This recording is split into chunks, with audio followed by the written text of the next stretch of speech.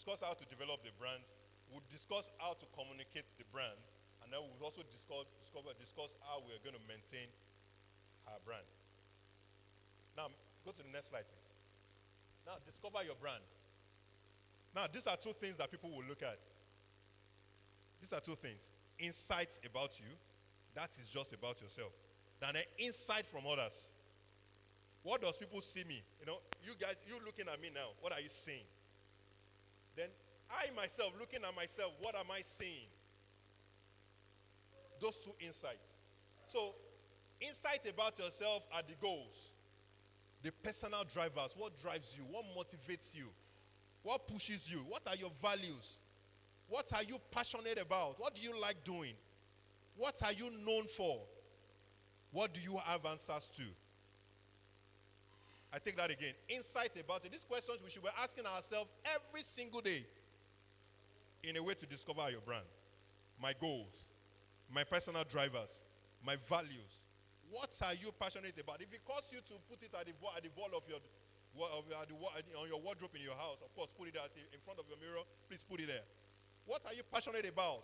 What are you known for? What do you have answers to? If I'm permitted to reel because there's a time I just drafted my profile. I wrote a profile for myself, so that if I reel out my profile, you can tell who I am from the day I was born to the day my present position, my profile. That is the way I design it, so that even if I just send that, you read it somewhere, you can tell who this person is. You can even picture who this person is. That is what I have done to my profile. And so that is what we should always do. We might not be in a formal world. We might not, of course, not everybody will be in the formal world. But I can tell you that if you really need to move forward, you also have to ensure that you are involved. The world today is what is evolving. So this insight about you you have to call yourself, ask this question to yourself every single day. Now, insight from others. How do others describe you? How do my set 99 describe me? I'm just using that as paraphrase now. How do my neighbors describe me? How do my friends describe me? How do my children describe me? How do my wife describe me? How do my neighborhood describe me? How do people that I know growing up describe me? It must be ringing in our hearts. That is how we can develop our brand. Some of us have even lost integrity very, very long time ago. But I can tell you, even if you lose integrity, it can be built back.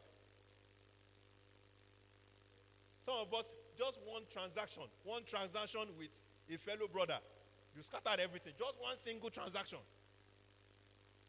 on personal gains. And I tell you for free again, first impression matters a lot, like they used to say. Some people cannot even deal with you. They can't give you second chance. So insight from others. How do others describe me? What are the 3 compliments people make about you? What are the 3 words that people can say about you? It is very, very important. As a matter of fact, I challenge you to ask anyone you know, anyone you can meet, that what are the 3 impressions? What are the 3 things you can say about me? Am I good? Am I fair? Am I friendly? Am I lovable? Am I relatable? What about you makes people stop, watch, and say, wow? What is that thing about you that people will stop, that can make people stop and watch and say, wow? It's very, very important. Very, very, very important.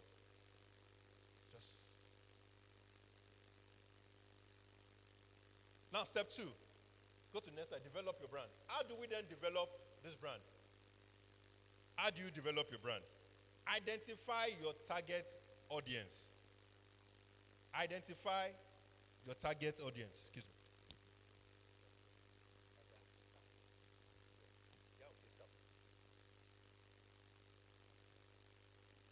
Identify your target audience.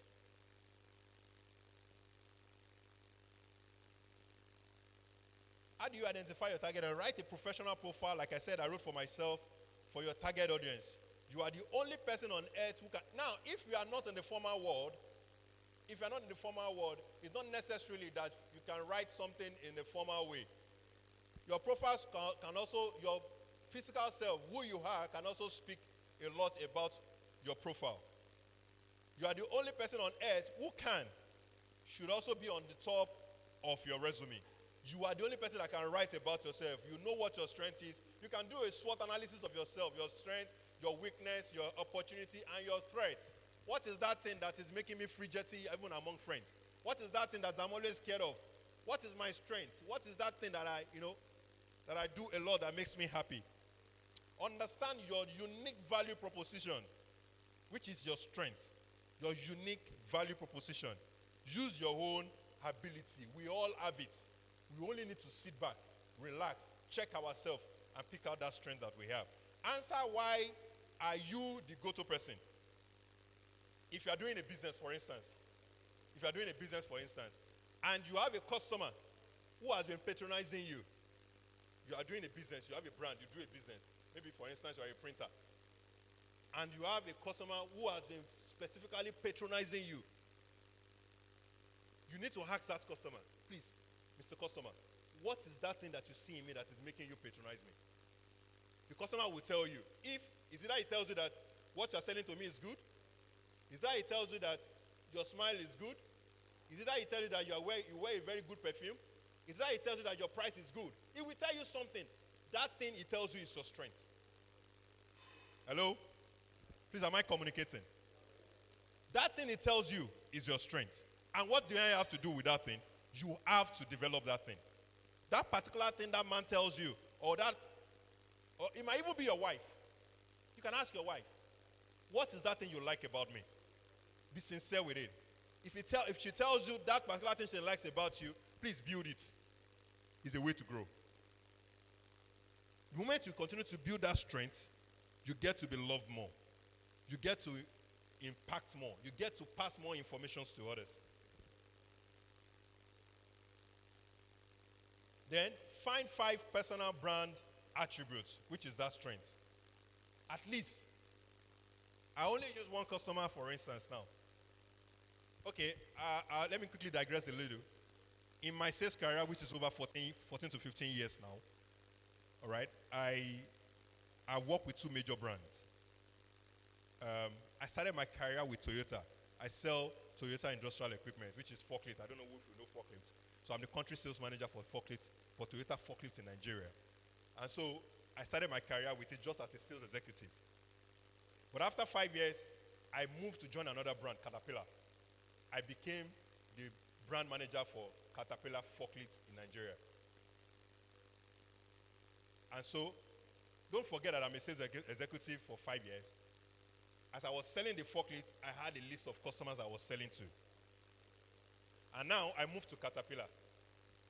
Do you know I sold Caterpillar to those set of customers? Not because I'm very good at selling. Only.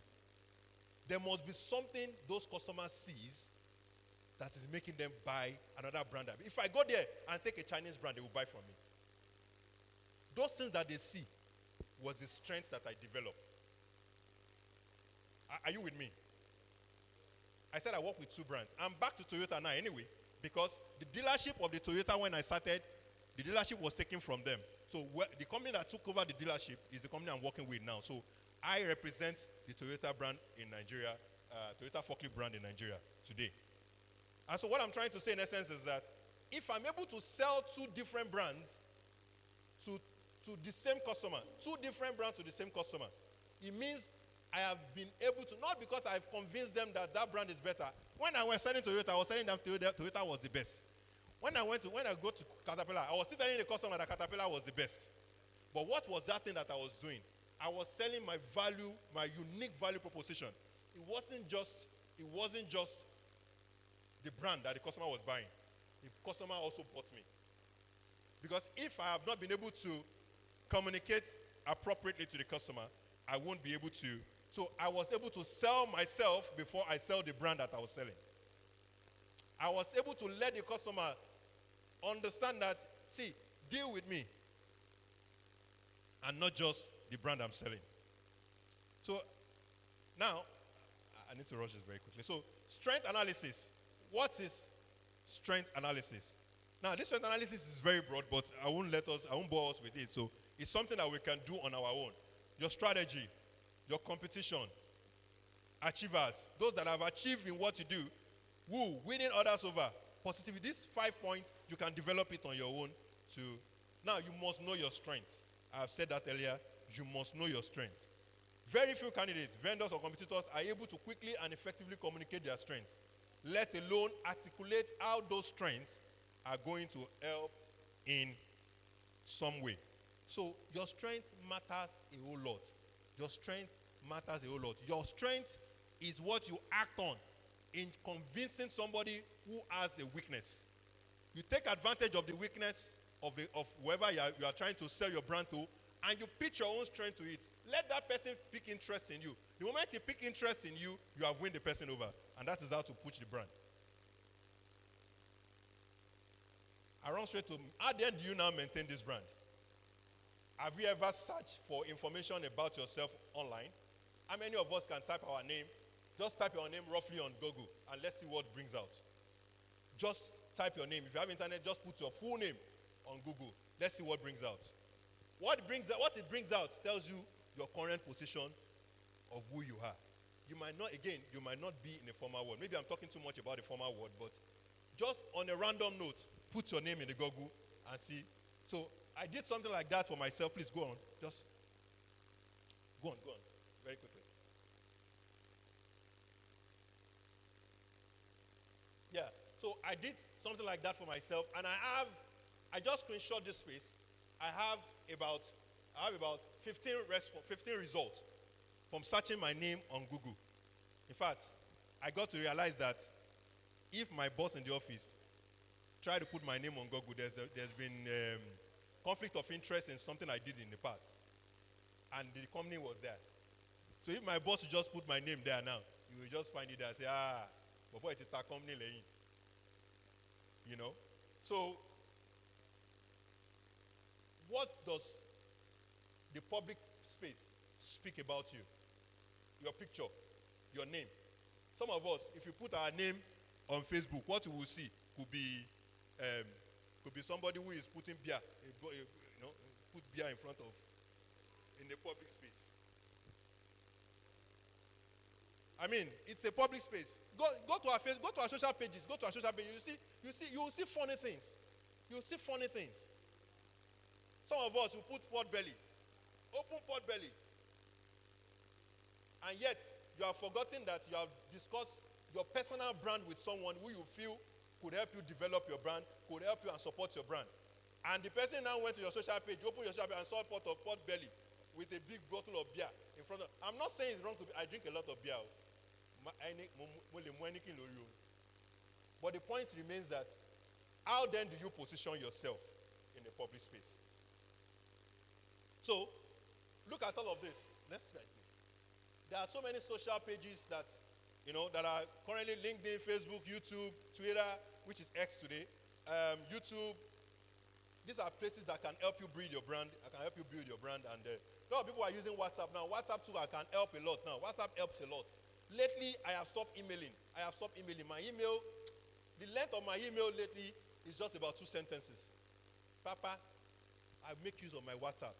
Everybody's always on the phone. Everybody is always on. No matter how you say you are, everybody's always on the phone. You might be doing something on the phone, and my message will just pop in. Bah.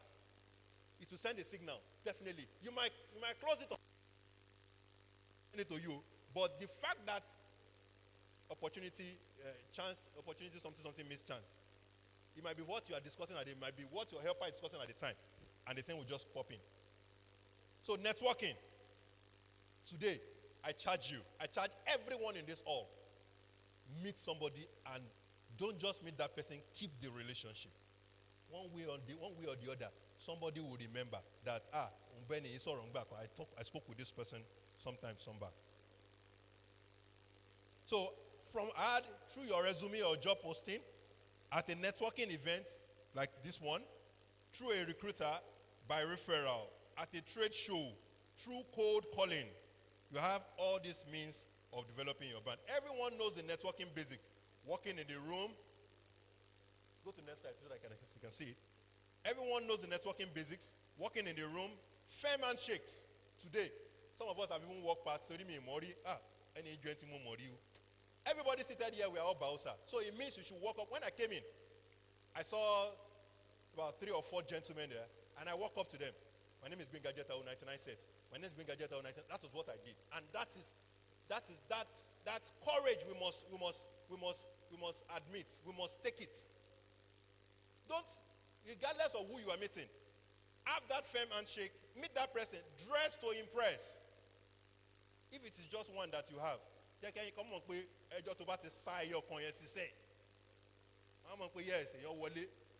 well, I thought you can keep it. It might be a suit, it might be a native. Just make sure you put it somewhere.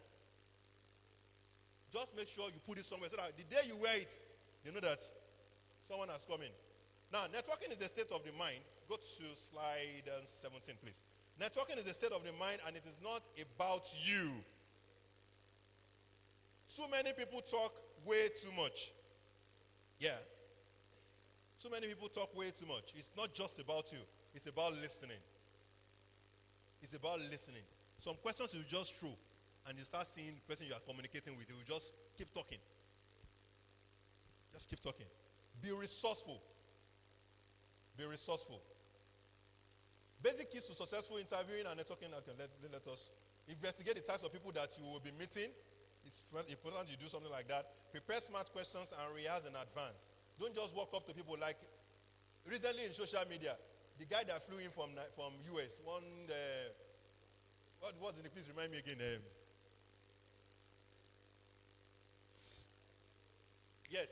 So the other guy that went to interview him, he said, how do you used to do? How can you go and meet somebody who has over almost 14, 15 million followers? You are telling him what does he do? You met somebody for the first time, somebody you are opportune in your life to meet. This is somebody who has about 15 million followers that can change your status on the spot. Okay, look at this other local boy. Egungun said, he was Egungun, but this other guy that went to that was struggling to see him. He said, let's just have collaboration. And I recently heard that both of them now, they are communicating. So ask for permission to follow up and ask them how and when. Now remember this. Slide 19 now. Let me just, slide 19. Remember this. People do not remember what you said or what you did for them. They remember how you made them feel. Again, people do not remember what you said or what you did for them. They remember how you made them feel. Ask smart questions. Listen. Ask for permission to follow up, then follow up. Now, belong to social organizations. Meet people. Not everything requires money. Join organizations. I joined Rotary Club recently. I'm barely 2 years in Rotary Club. And the reason for joining Rotary Club is mainly for what? Networking. I remember in Bats Academy growing up, there were Interact Club, there were Rotaract Club that they came to. So I know some social guys, some sharp ones among us joined those clubs back then. But imagine me joining at adult age. Was because I didn't see the value then, but now I see the value. I had one of the biggest transactions with my personal company, just barely less than 2 years in Rotary Club from Rotary Club. One of the biggest transactions that I ever hit in my career. So you establish a rapport with a person of interest by focusing on them and not yourself. You ask them how and when to follow up and all of that. Now, optimize your profile, develop a profile, build it, ensure that you tell people what you're doing, speak for yourself about you, about what you do for your company. Find and invite people to join your network, as much as people you can meet and mingle with. Give first and answer questions. Give first. Give first. Demand less. Give first. Demand less. Questions and answers. Ask questions and answers. Groups are also good for question and answer. Add content with applications. Find job openings. Research prospective companies. Do a lot of questioning. Meet people. Ask questions. Build reports. And I can tell you, the sky is the limit and your brand is right up there. Thank you very, very much for your time. I'm honored. And I welcome questions. Thank you so much. Thank you, sir. So a quick one too. My name is Curtis Gory. One more time, I'm also a brand anyway. So, which brand? Okay, so I need you to discover me. I want to be developed, maintained, and also communicate it. Okay, so I own a studio. We do animations, 3D, 2D, virtual realities, augmented realities, holograms, holobox, anything in the IT space when it comes about multimedias. That we do. Thank you. So I've also sold my brand to you. Please let's interact, please. Thank you, Mr. Benga. Thank you. So a quick one before we proceed, please. I would like to call up the chairman to quickly have a chat. Mr. Chairman, sir.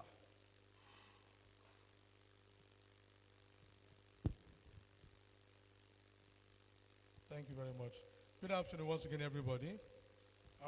Let's put our hands together for ourselves. And also let's put our hands together for Mr. Gbenga Jetawo. That was a very fine presentation. Before I continue, permit me to quickly execute an assignment that is very, very important because I need to release our speaker to go. And before we go into that, just to remind us that beware of what you put on the internet. One day, evidence will show, plenty evidence. Just of billions of evidence will show that this is what you have been doing. So, in the light of that, permit me to bring on, I want to present a little token to our speaker. I have to release him, and it's very, very important. It's a lot of sacrifice for him to be here, and we don't take it for granted. On behalf of the chairman of the Masterclass committee, on behalf of my class and everybody, I will say thank you for coming. He came into the country yesterday night, and shortly after leaving the airport with the wife, they got a not so good news. The mother-in-law passed, and he came straight from Lutz, and I need to release him to go. So that's what we call love. But where there's a Bausa, there's sacrifice, there's passion, there's love. Every other person have 1,000,001 excuse not to be here, and he came into the country yesterday, so it's as good that we should leave him to go. So please, put our hands together once again for him to be here. We appreciate you very much. So quickly, I want to bring in, I can see two of my seniors here. So let me quickly call on the chairman of 96 said, Mr. Funsho Ekundel, to join me here. And also a very good senior. I saw Rotary Club there. I'm a member of Lions Club. So I have should I say a senior lion now? So let me call on Mr. Akerele of the 96 set to join Mr. Folosho Ekundel to help me to present this token. You will agree with me in the course of the session that we cannot pay him. We can't pay our speakers. We can only appreciate them. It's about our family, I understand. But notwithstanding, I'm not sure we have such capacity to do. We can only give them a token. So from our heart, from the love of Bausa 98, on behalf of my class, my very dynamic class,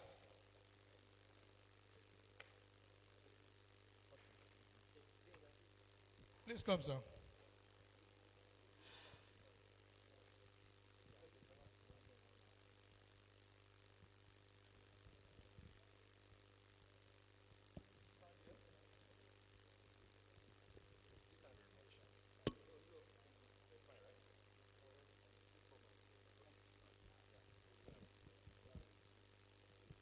So, up school, indeed, Benga Adetayo has proven to us that he is a real gem. Imagine what this noble guy is facing, but nevertheless, it did not even reflect in his speech. I admire his courage, the boldness, and the presentation. So, on behalf of 1998 set, Baosa NEC, we hereby present this token to you to appreciate you for being here today. Thank you so much.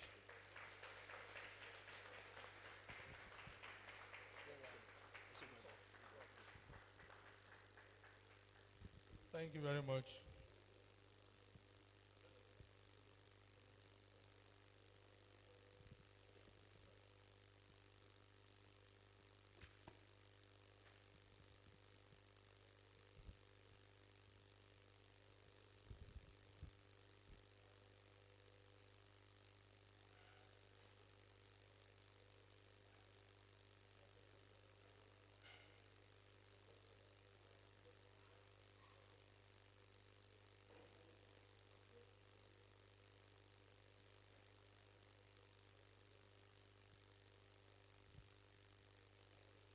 Thank you very much, Senior Funsho and Senior Kelly, for that. Sustaining the bonds of friendship and where we are, that's the vision for the set of the current ESCO of Bausa 1998. The journey started last year. Like play, already we've gone 1 year, 2 months. And this current executive have just 1 year more and 10 months. By December next year, we'll give way. By that, I should be out as the chairman of the set. It's a little journey that we are building momentum at the moment. Last year, Masterclass was held at Adegbite Hall. We have two speakers, Mr. I.D. Enang, and we have Barrister Fola Alade, focusing on the theme, sustaining the bonds of friendship. Barrister Fola speaking on friendship and networking. In the vision document for the set, we capture for us our business clinics. We couldn't do that last year, but for this year, we have to infuse the business clinics into the masterclass. That's why we're having strategic topics. As we go in the course of the day, you understand better. So we are growing and we are building. In a few weeks' time, at the moment, we have 3 policy documents sitting in the room of the current ESCOs and the past ESCOs. We have the code of conduct that we call our bylaw that will be binding on us in the next few days. We have a social policy document that we have driven for almost 3 sets now of ESCO. But it's time we begin to implement it on paper, black and white. Enough of trying to run things in our brain. We have the social policy too. My classmates are distracting me, don't mind them. We have a social policy too because our class is a small class. I understand the uniqueness of other people, other sets, but as small as we are very dynamic. All manner of faces in all strata, I have them in my class. So it's a very unique, dynamic class. And sometimes we need to begin to put in the structure and system in place so that we can deepen our friendship. The vision is sustaining the bonds of friendship. Where we are still going to is much more far than where we are coming from. This is our 28th year after leaving Baptist Academy. By 2028, we'll be celebrating about 30 years. So we've come a long way, even though it looks like a short journey, even though it's not that short. But the journey ahead is still far. In the next few weeks, this month we're going to, so in the next few days, by next week, we're going to be announcing the investment think tank for our class. It's 25, 30-man members, combination of entrepreneurs, professionals, everybody is there. In short, right now, the challenge with the ESCO is to look for, I need a corporate talk. You might not understand the word corporate talk because I have too many strong people in that room, that will be in that room. And this is someone who can manage the very excessive strong people, and someone that can also manage the very, very quiet person on the group because they are all talented and gifted. But somebody has to head that group and will need results. I don't even envy them ahead. And there's nobody in the school that's in that team. And I can assure by the time we are speaking next year, you'll be seeing a lot of results ahead.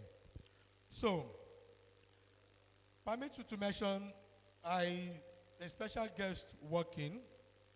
And some of us know him, some of us don't even know him. He's the current principal of the school, a person of Mr. Solomon Ajagumo. Let's put our hands together for him. So not the principal now.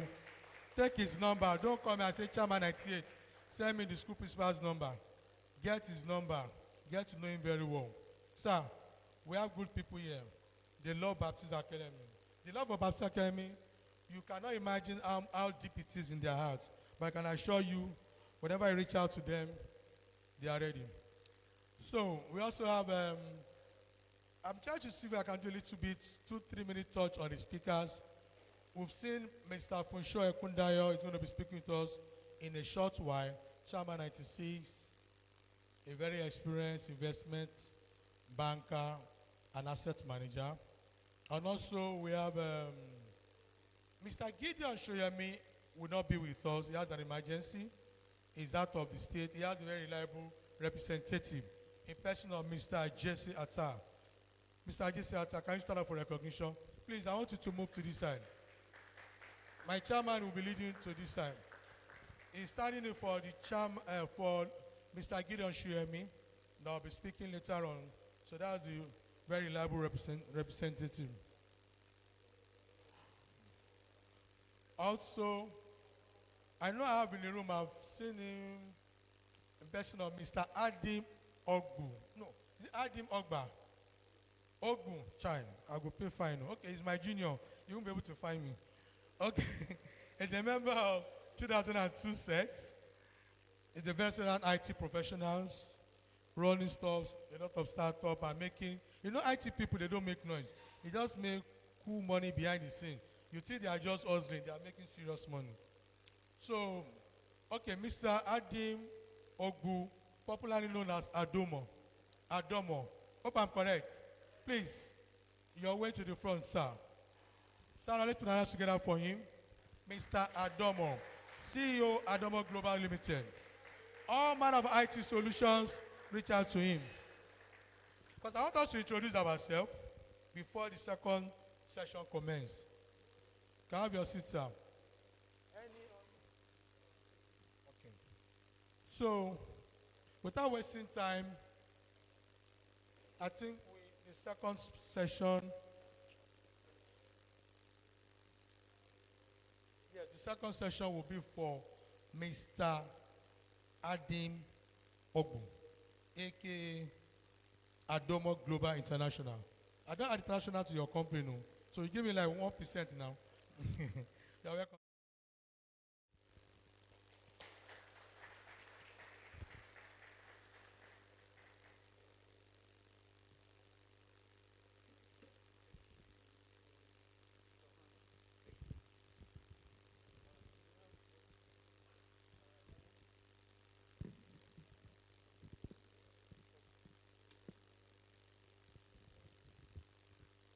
Up school, up school.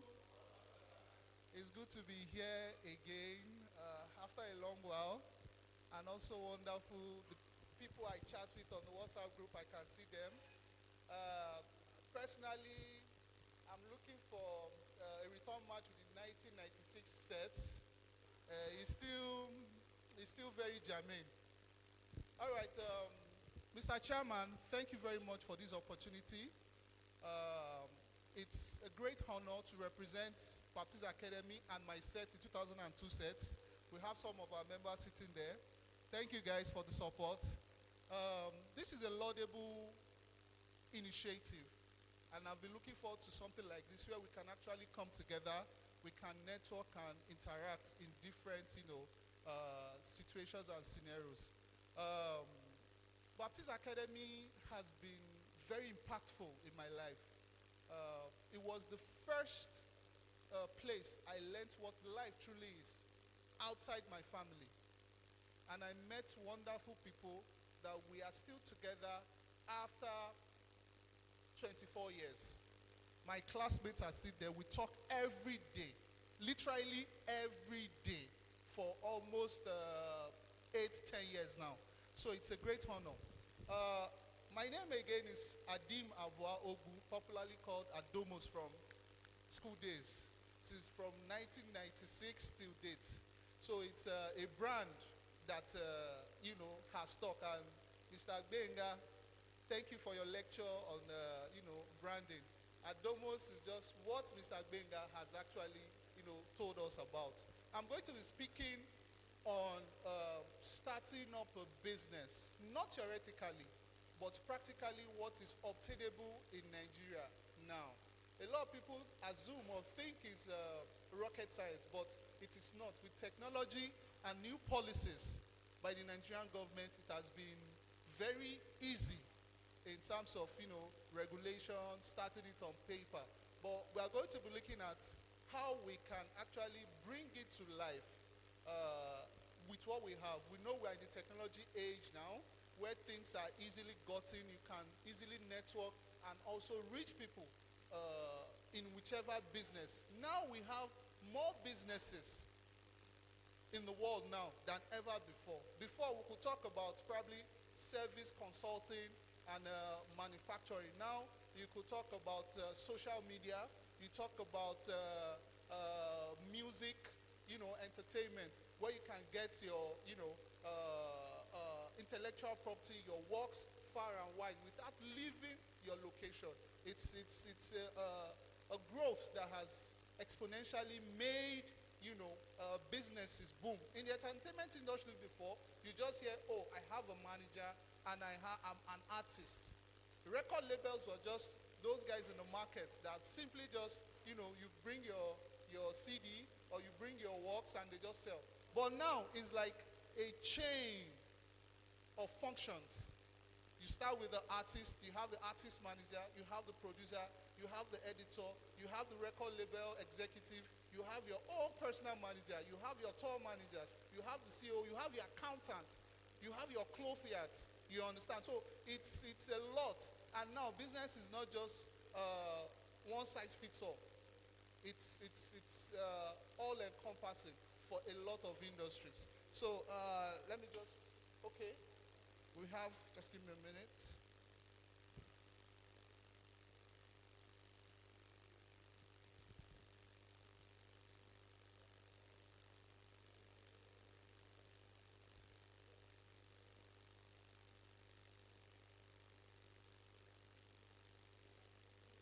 Okay.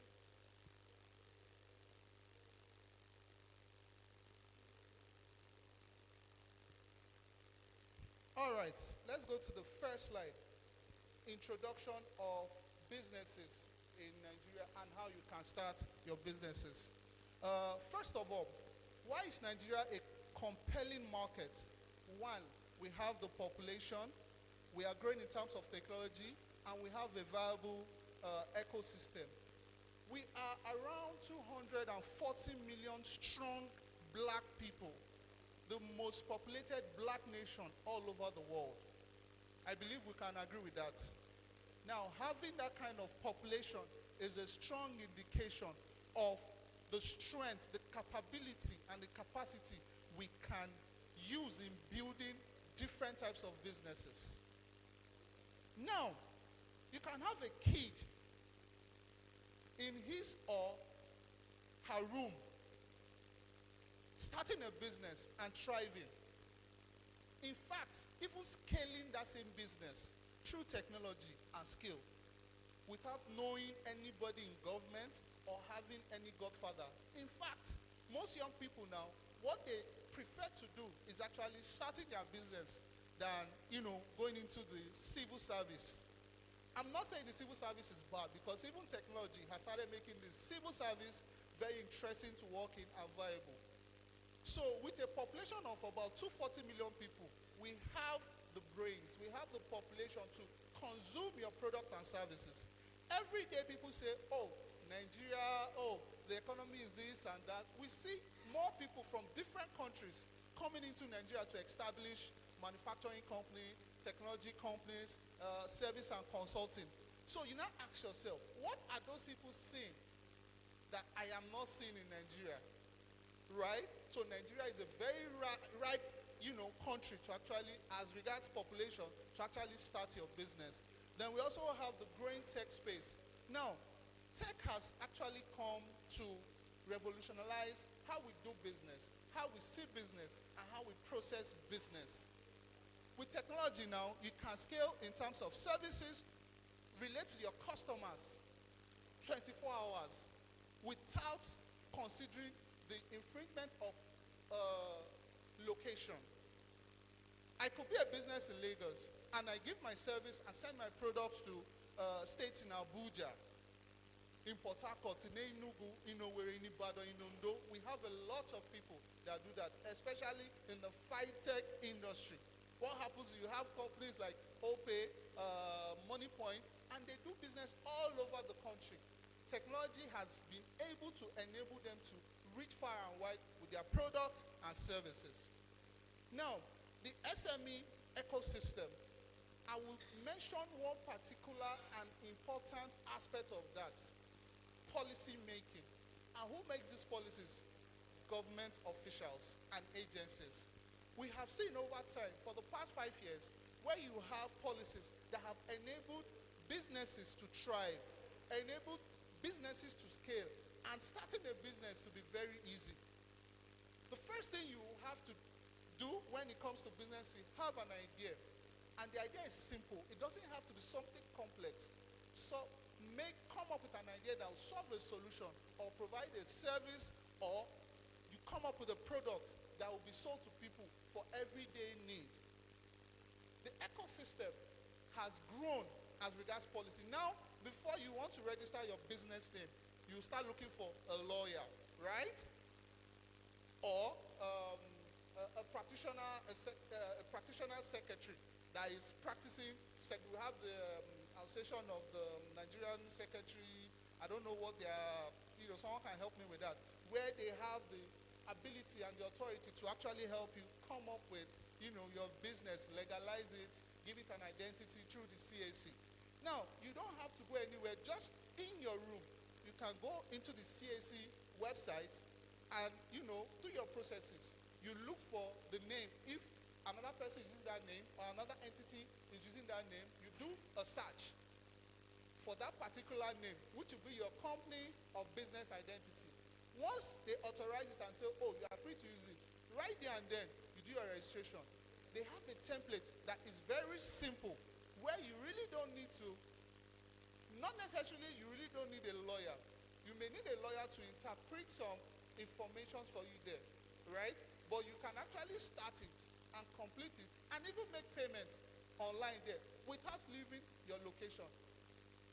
So Nigeria is now viable to do your business. Now, we go to the part where the economy and industry opportunities are very vast now. You can start a business and you can scale and do business with foreign entities. Right? The opportunity now are abound, majorly because of technology. Technology now makes the world a global village and it brings business right to you and opportunity. So why don't I, stay in Nigeria and look for those opportunities? You can still travel and still do business in Nigeria. That is not a problem.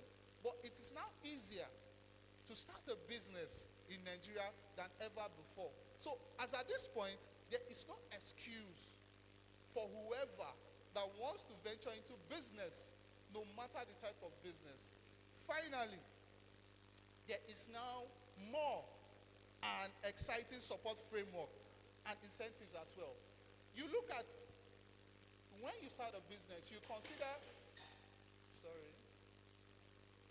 when you want to start a business, you consider different things in business, which includes maybe the government tax and other necessary, obligatory framework that are on ground. Government, through the CAC, has been able to give young entrepreneurs or business startups, I think around 18 months when you start your business before you can start talking about remitting tax. That is some time for you to get your business off the ground and actually, have some customers and organize the structure and your framework for your business. 18 months, it's the grace the government has given. And this is also a support. Now with the Startup Act for Nigeria, you can now secure funding, both internally through the government, private investors, and even foreign entities. So you can see now that starting a business now is very valuable in Nigeria. Now, we'll go to, next slide, please. Yeah. We'll go to the next slide. This is the point where you have a lot of things you want to do. You have a lot of ideas. You say, oh, I want to be a clothing manufacturing company. Oh, I want to be a social media creator, content creator. Oh, I want to go into consulting services for different organizations. You have these ideas. Now, this will be a guide, a practical guide, where you can actually write down, itemize how to achieve that. First, you ensure that your product and services solves real problems. It should be problem that is relatable. Not just problems you say, oh, in America or in the UK or in France, they do business this way. Okay, the robotics is now big over there, but it's not so big in Nigeria. Let me try and bring it into Nigeria. It is fine. It is a good idea. But you now look at how market-driven is this particular arm of business, which is robotics. Am I going to have a lot of sales? Unlike if it was in the Western world. But if you come and say, oh, okay, I have an idea for distribution of products. It could be household products, right, that we use every day. Which do you think will run faster, better, and grow quicker? to be what people can really relate to. And distribution is one of the major problems in Nigerian businesses. Why? One, the roads is not too safe now as regards security, and infrastructure for smooth distribution of items are actually not so good. But I believe very soon we'll get there. Secondly, you define your target audience. This product or service I'm providing, which audience should I be looking at? Should I be looking at the elderly? Should I be looking at the youth? Should I be looking at professionals? Or I should be looking at artisans? Once you can decide that, you are on your way to achieving your set out goals. You conduct a market research and visibility study. This is very important before you start your business. You need to see or know what your competitors are doing, how well they are doing, how can I penetrate the market with the resources and the service or product that I have bringing into the market or into the industry. And you can actually do and see what people have done before, different companies, what they are currently doing and where they are going to. This will actually give you a good idea of how to go about your business. The next step is you analyzing your competitors. And this is a situation where you have to be very, very distinct in the sense that if you definitely look at only what your competitors are doing, you don't know how they got there, the structure they are trying to build to be bigger or better, but yours is unique, different from your competitors. That doesn't mean you won't do some level of comparison, but that shouldn't be the basis alone that you will use in actually coming up with how you want to bring out your product and start up your business.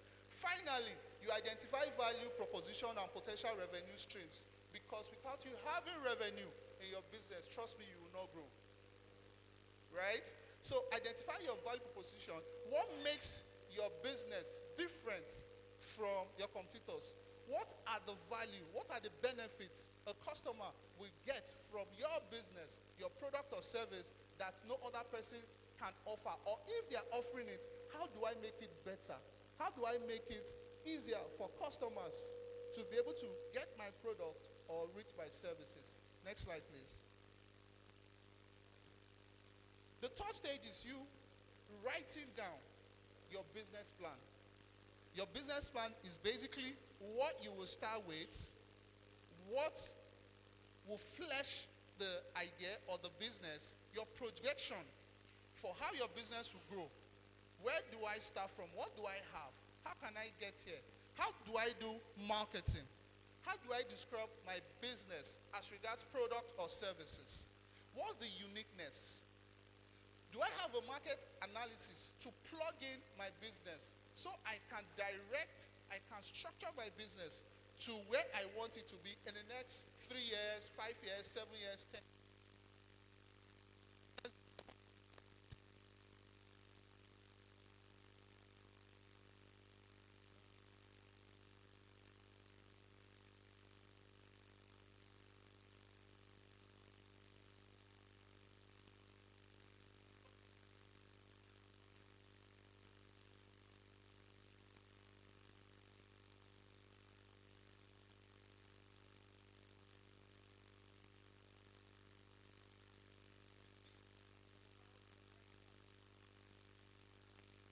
And grow. Choosing a business structure. Thank you. Basically, a business structure is how you want your business to be. Are you starting as a small and medium scale enterprise, or you are starting as a limited company or an incorporated trustee or some sort of partnership? Maybe you have 3, 4, 5 people, friends, family coming together to start up a business. Now, this is easily done for you through the Corporate Affairs Commission, the CAC. The CAC is very important in this aspect. Apart from being recognized by the government, it also gives you a template where you can structure your business. Is it just going to be, a small and medium scale business where you just have register your business name? Or it's going to be a company, a limited company, or a trustee, or a partnership? So the CAC helps you structure your business, and you can build on the template that they have, you can now get a business advisor or lawyer to help you as regards that. So your business structure is important, and now it's easier via the CAC. Now, after you have done the listed processes, the next thing is to register with the Corporate Affairs Commission. What does this do? It actually protects you from competitors that wants to use the same identity and the same name. In addition to registering with the CAC, you can also patent your business name via trademark, right? But the first thing you should do is register your business via the CAC. As I said earlier, the first thing is to conduct a name availability search. So in future, there won't be confusion. There won't be similarities with your identity as a business as well as another person. So through the CAC, you register your business name and they reserve that chosen business name for you. The next thing is for you to complete the application through the CAC portal online. Now, I believe the CAC don't have physical offices any longer. If you go to any of their physical office or you call their customer care line, they will direct you to their website where you can see your registration portal and do the needful. It is advisable that if you don't understand what is in the portal, you can request for the help or consulting service of a business analyst or a lawyer, right?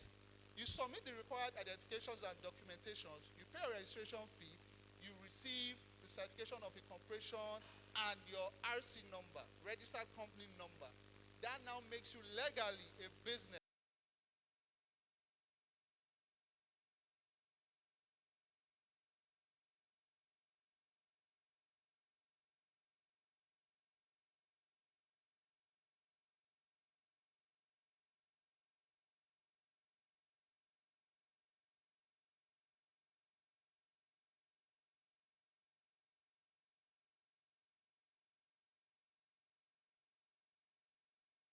In Nigeria now. And it's very important because taxation has a lot of benefits that we may think or we may know.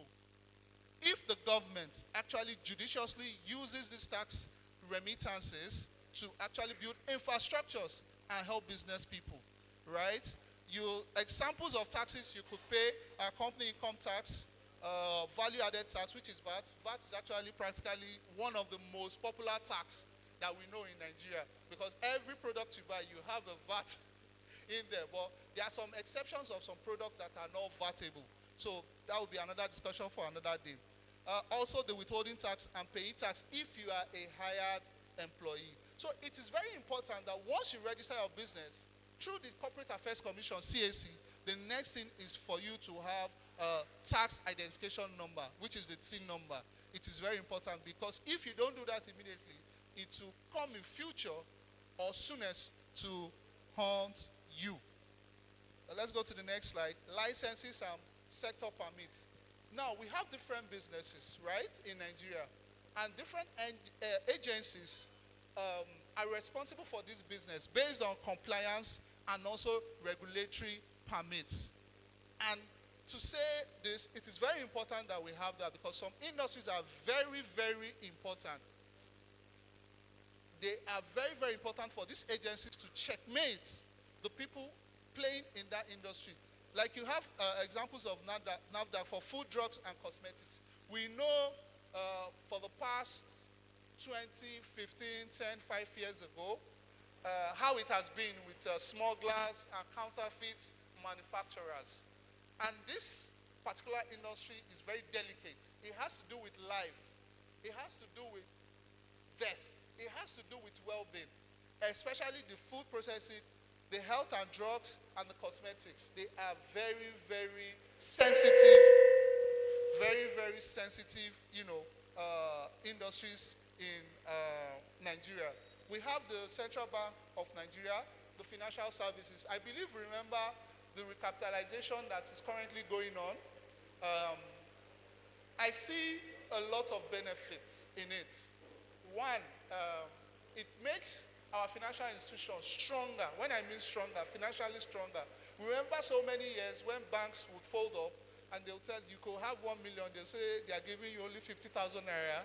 All your money is gone. It was a very trying period then. A lot of families, a lot of businesses, a lot of individuals lost their fortune. They had to start from the onset, and some couldn't even start again. But now, with the current recapitalization through the CBN for financial institutions, it makes the possibility of you having your money back if peradventure the financial institution you use, collapses or goes into, one problem or the other.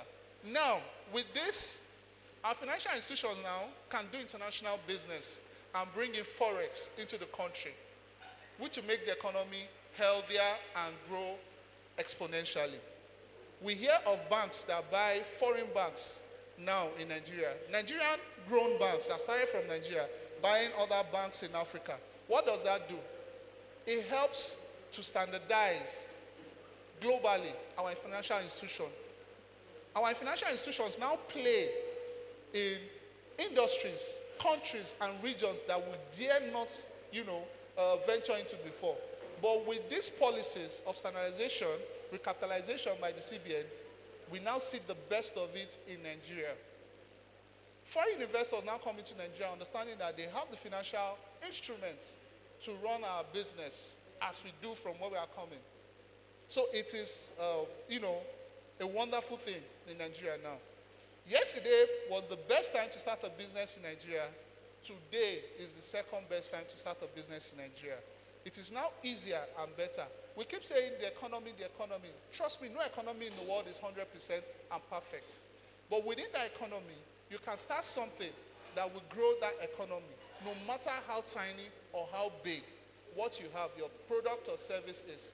The contribution collectively makes our economy bigger and better and one of the best in the world. The next step is, how do you run money in your business? How do you want it to flow from customers to you as a producer or vendor or a distributor? Of course, the first thing that comes to your mind is opening a bank account. And with the strength that our banks and financial institutions now have, we can do so much with our business, with the banks. I don't want to know the amount of how big your business, even Dangote uses Nigerian banks, and he's the richest black man on earth right now.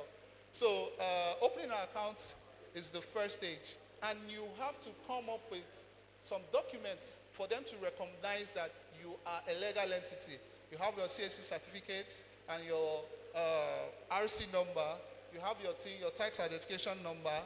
Definitely, you need your personal proof, valid ID, and passport photos. A proof of address, so you have a location, so people know where to reach out to you for complaints, for interactions, to come and buy, and the likes. Except if you run an online business. Even if you run an online business, there must be an address, a proof of address, right?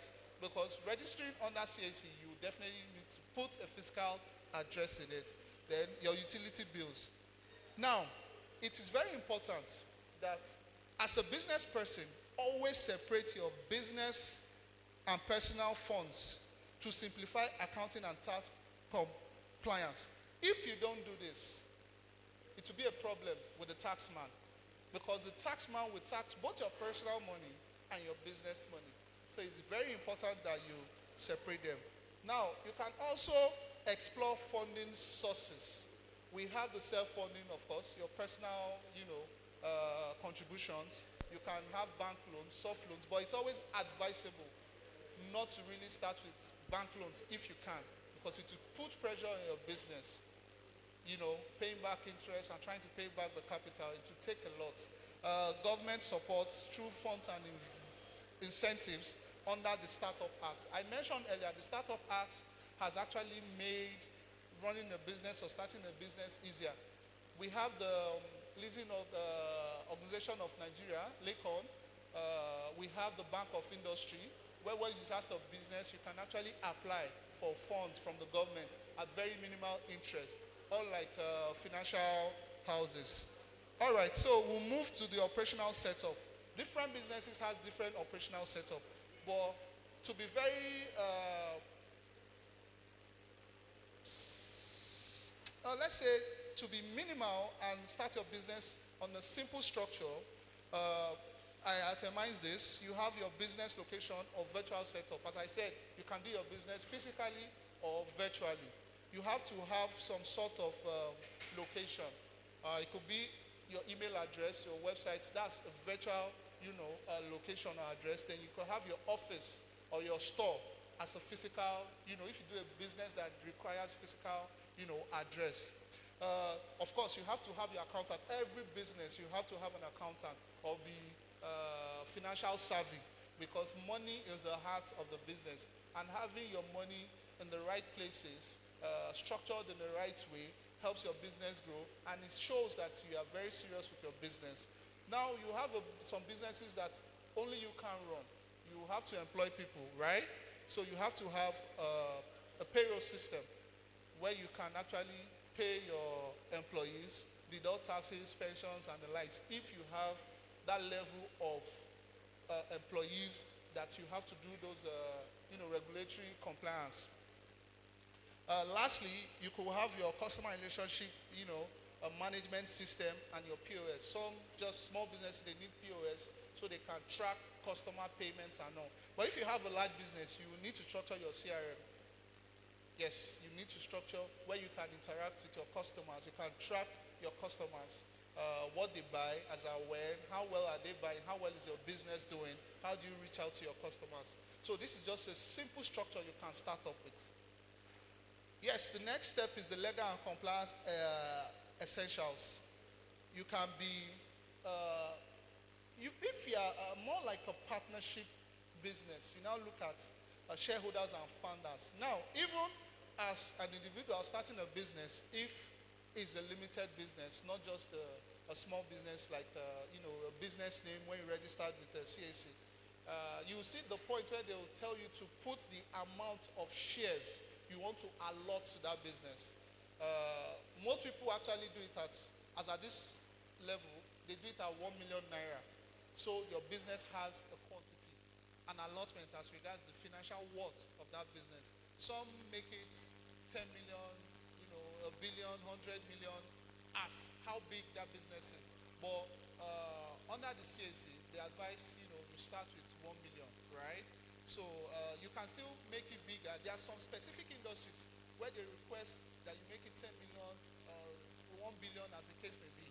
So having those shareholders and founders agreement is very important, especially when you have partners.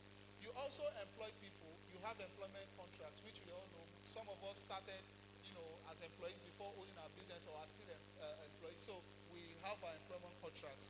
Terms of service and privacy policy. We understand that a lot of businesses have to put that clause for confidential reasons, right? Which could be a trade secret in that aspect, where when that trade secret is out and it falls into their competitors' hands, they are as good as done. So they have to have those terms of services and privacy policies. I mentioned trademarking your business earlier. What that does majorly is to protect you from imitators and wannabes, as the case may be. So if your business requires you to trademark, in fact, you can even trademark your name early, your brand name early. You trademark it and it's forever yours until you decide to relinquish it or sell it to another individual, another organization. So yes. Okay, so businesses, of course, it's not all roses. Before you get to Dangote, you go through a lot of challenges. You can remember the Dangote saga with, NNPC. It was funny, but he fought tooth and nail to make sure that he crossed that hurdle. Now, you have to have regulatory complexities, right? You must be able to be ready when regulatory bodies switch policies or change different things as regards your business or your industry. You must be ready. You must be very flexible. Secondly, infrastructure reliabilities. You must adapt to different seasons, infrastructure-wise, of businesses, right?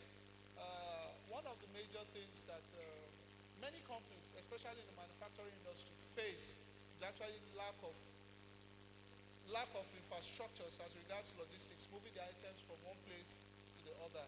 So they find a way around it. Access to capital and foreign exchange. We know the volatility of dollars, pounds, euros to naira. Now, key recommendations. You need to have a legal team and also an accounting advisor. Those are very important for your business if you are going to grow and going to stay in business for a long time. You stay organized with compliance calendars. We know between now and next month, the tax people will start knocking at our door. So we need to stay compliant for business owners and entrepreneurs. You need to build strong local partnerships because where you are playing, about 80% of your customers will come from there. So it's important that you network first in your local market because they say charity begins at home. Also, don't forget to network widely, both local, if you start from local, and also international and other locations. It helps your business to grow and gives you more leverage. Finally, starting a business in Nigeria requires planning, compliance, persistence. Do not give up for anything. Don't let anybody discourage you. Your business may start slow, or maybe the first, second year you may not have traction, but don't give up. Go back to the drawing board as you have outlined from the onset and re-strategize. Do not forget to seek knowledge. Partner with people who have been there before you so you get advice and grow as well. My final words, there are so many opportunities in Nigeria. Let's plug in, let's grow, and let's keep producing. Thank you, and God bless. Thank you, Mr. Agu. Thank you. That's a robust one. Very robust. Okay, we really spend our time, and we are really in a rush right now to make things fast and interesting. So, quick one. Now, before I proceed, I would like to quickly recognize the presence of these people. They are special people anyway, yeah. Mr. Shabi, DBC PRO, Igbobi 98 sets. You're welcome, sir. Thank you. Mr. Yobami, Ageshin, okay. Igbobi 98 sets. Thank you, sir. Also, Mr. Ifoga, St. Finbar's chairman, 98 sets. Thank you, sir. Okay, without further ado, we want to proceed to the next speaker, right? And we are looking at one of us, our very own, 98 set Bausa. He's a fellow of FCCA. I mean, the list is long anyway, so let's quickly go straight to the point. I'd like to call straight Mr. Olalikon DOT.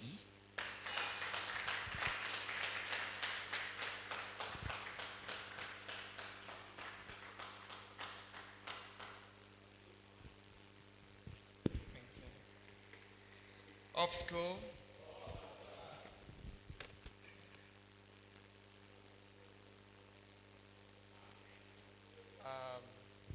Thank you very much for having me. It's a privilege to be here. I can remember the last time I visited the school. That was about maybe 12 years ago thereabouts when Mrs. Ladaba was the principal at the time. But before I go on, I just want to honor some of our, elders in this place. I want to recognize Principal, Mr. Solomon Ajagumo. Thank you so much for hosting us. I also want to appreciate the presence of our president, the president of Bausa, Mr. Olumide Ajumale. I see that he's a fellow of ICANN, and you know in ICANN there is hierarchy, so respect, sir. The chairman of Bausa set, my 1998 set, Mr. Bamidele Olanitori, my very good friend. And if there are chairmen of other sets that are here present, I also recognize you. And the planning committee for the Masterclass, fellow speakers who have spoken and those who will speak after me, all our alumni present, ladies and gentlemen. So once again, thank you for the opportunity. As I came in, I was looking at the roll call. I don't know if these were the senior prefects or if these were the best students. Sorry? Senior prefects. I think they are the best students. Yes. So, best students, exactly. Because they were the best students of each set. And I know because I recognize a few names there. And I see for my set, Shakir Okeowo. I recall running into him sometime, of course, outside of this country. And I've seen many, many names. So this place, this institution has produced many, many great people. And I'm proud to stand in your midst today. I know I have very few minutes, so I'll try to maximize it. So all protocols duly observed. So today I want to talk about, I don't know if you have my slide.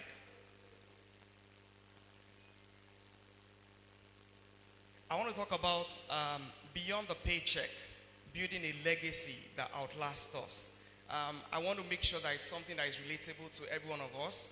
So I'm sure that you're going to take one thing or the other out of this few presentation. I have just about 12 slides. I'll try to run through them as quickly as possible. Now, there is something prominent about our age group.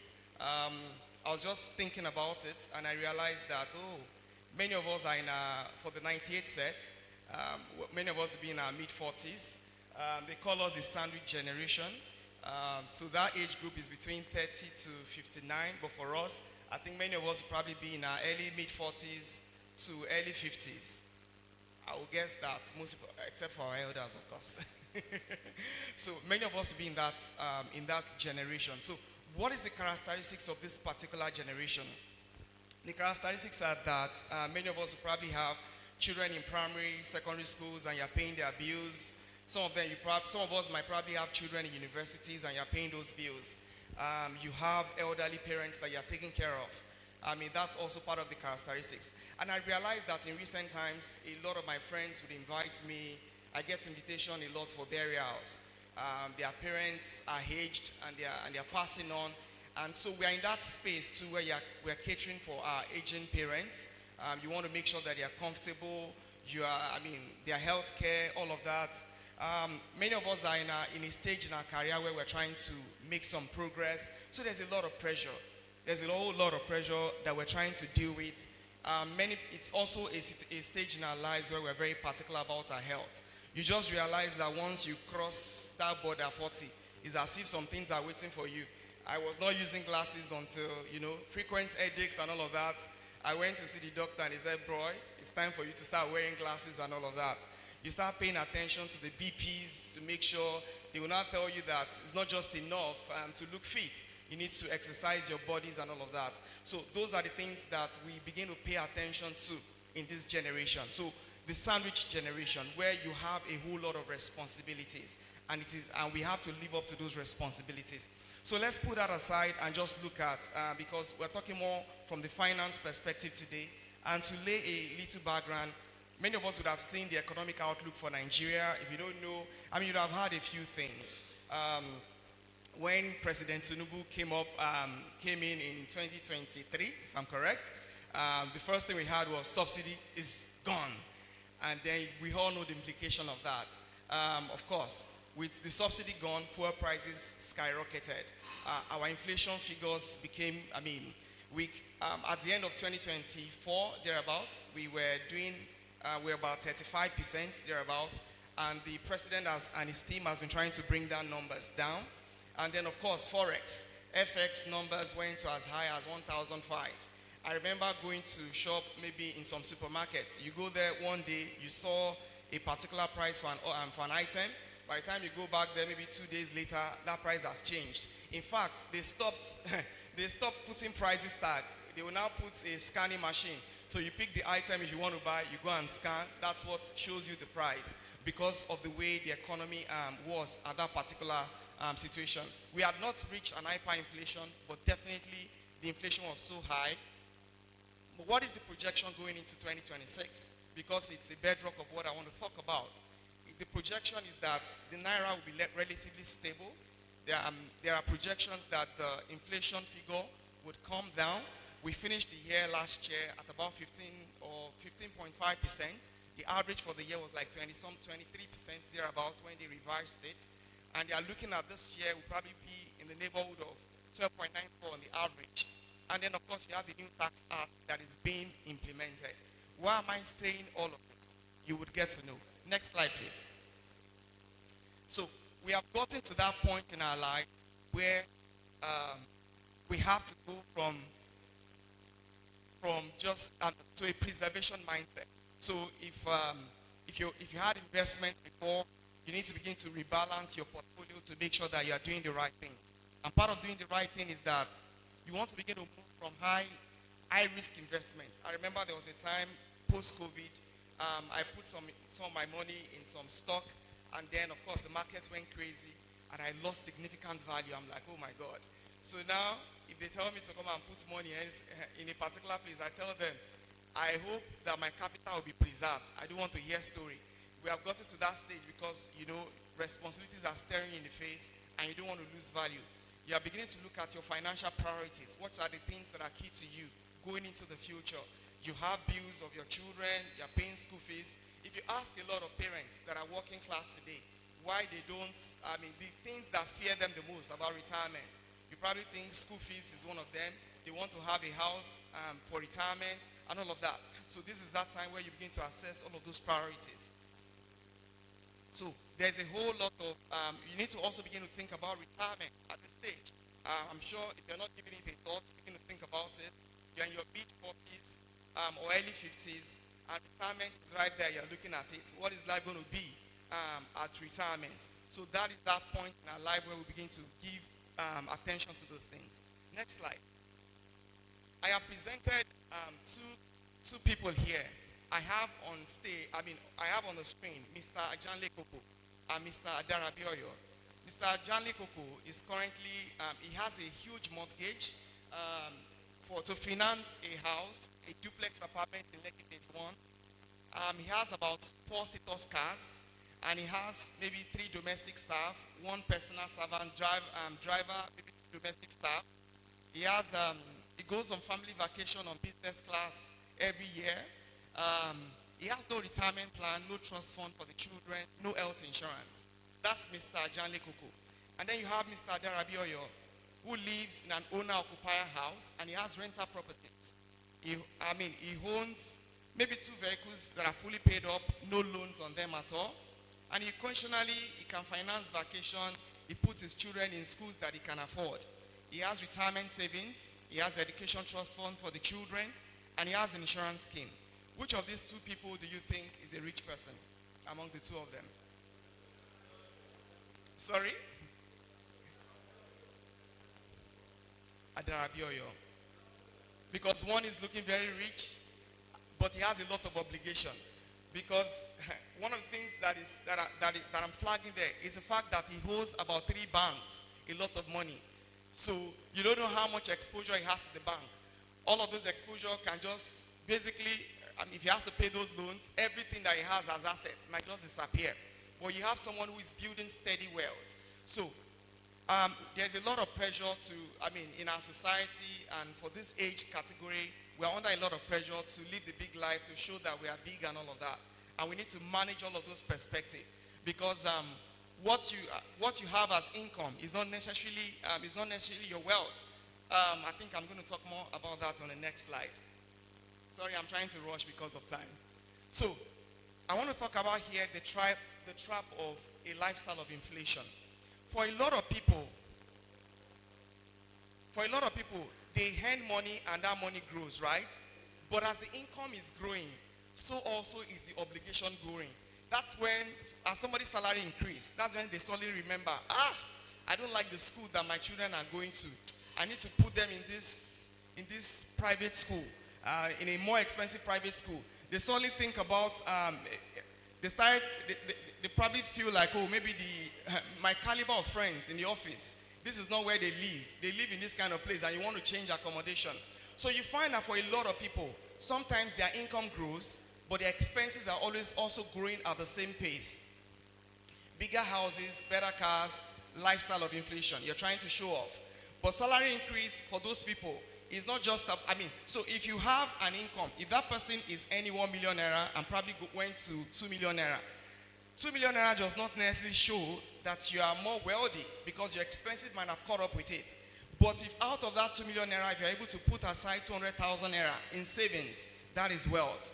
So I have put there to say that 2 million naira salary is just income, it is not wealth. But a 200K that you're able to set aside is the savings. So for a lot of us, I think the message here is that we need to look at that gap between our income and expenses. We need to look at that gap between our income and expenses. If you are so impulsive in your spending and you're not doing things, and you're not setting aside funds, you need to begin to look at that. People have preferred some recommendations of doing a 50-30-20 rule. Basically, where 50% goes into your major needs, housing, transport, food, and then 30% you can use it to do omoboy, and then 20%. But some have even said that you can actually go more aggressive, where you actually maybe do up to like 30%. But whatever works for you. What is important is that you need to make sure that the expenses are down compared to what you're earning. And that gap, that amount that you're saving, you're able to deploy it into assets. Next slide, please. For a lot of us, we just spend. I used to be that kind of impulsive spender. I go to the supermarket, maybe my wife says, okay, please let me pick up a few things. And then I get there, oh, we need these things, I buy. We need that thing, I buy. And then I'm getting them, she's like, why did you buy all of these things? Simply because it's impulsive spending. Do you really need all of those things? So she says, she's going to the market, she carries a list. She's buying, she's ticking off all those lists. So who is going to be able to preserve more money between both of us? She, of course, because she has a budget in mind. And I think that's the way we should also live our lives. If you have an income, if you don't plan for those income, you just realize that the same way that money came, everything is just going to go. So it's important for us to plan, to have a budget and avoid impulsive spending. And also, people need to live within their means. A lot of people, you probably maybe are earning ₦1 million, and you probably want, if somebody's having earning ₦1 million and is living in a place that the rent is 10 million naira, do you see that that is problem? That person who's going to be putting pressure on a lot of other people to say, I need this, I need that, simply because they are not living within their means. And proper planning can help people to live within their means. And people don't track their performance, their expenses. You will be surprised how much money actually comes into your hand. I started doing that some years ago, where I kept track of all the expenses that I incurred during the course of a year. And the reason why I was doing it is I wanted to know what percentage of the income I earn actually goes into this different aspect of my life. And it was very helpful. The first shock of my life that I got at the end of the year was the amount of money that came into my hands that I didn't realize. If somebody said, oh, this is how much money you make, you'd probably be doubting them. But when I now saw, like, oh my, how did I spend it? And then basically that gave me a thought to start rebalancing that portfolio. How much more should go into these aspects? How much more should go into these aspects? So I want to encourage every one of you, if you're not tracking your expenses, begin to build that kind of habit where you're tracking your expenses. Next slide, please. Next slide. I've gone through here. Okay. This is for business owner, and the last speaker actually touched on this, where he said you have to separate your business and personal money. It is just so important. Nigeria has changed. We have the new tax act that is now in force, and the tax authorities, they're going to be coming after a lot of people. And so you want to make sure that your books are clean.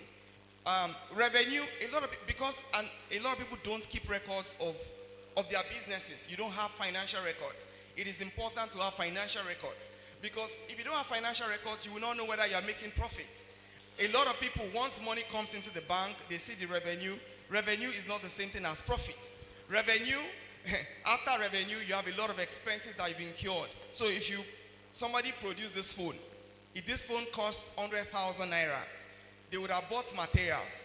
Those materials probably cost 40,000 naira. Some people would have worked maybe to help produce that phone. Maybe it cost 30,000 naira. You need to less all of those things before you can determine what your profit is. So it is important that if you have a business, you keep proper records. And you don't have to do everything by yourself. Nobody is an island. You don't have to know everything. Get experts who can help you in preparing those books if you cannot do it on your own. Next slide, please. And there are a lot of opportunities for investments in Nigeria. if you want to, those money that you are setting aside for savings, don't just keep it there in the account, maybe in a savings account. You all know that if you are keeping money in a savings account, you probably get the least interest income. There are fixed deposits that you can do. There are mutual funds. You can invest in assets. There are a whole lot of categories of assets. There is equities, there is fixed deposit, there is bonds, T-bills, and all of that. Diversify your portfolio.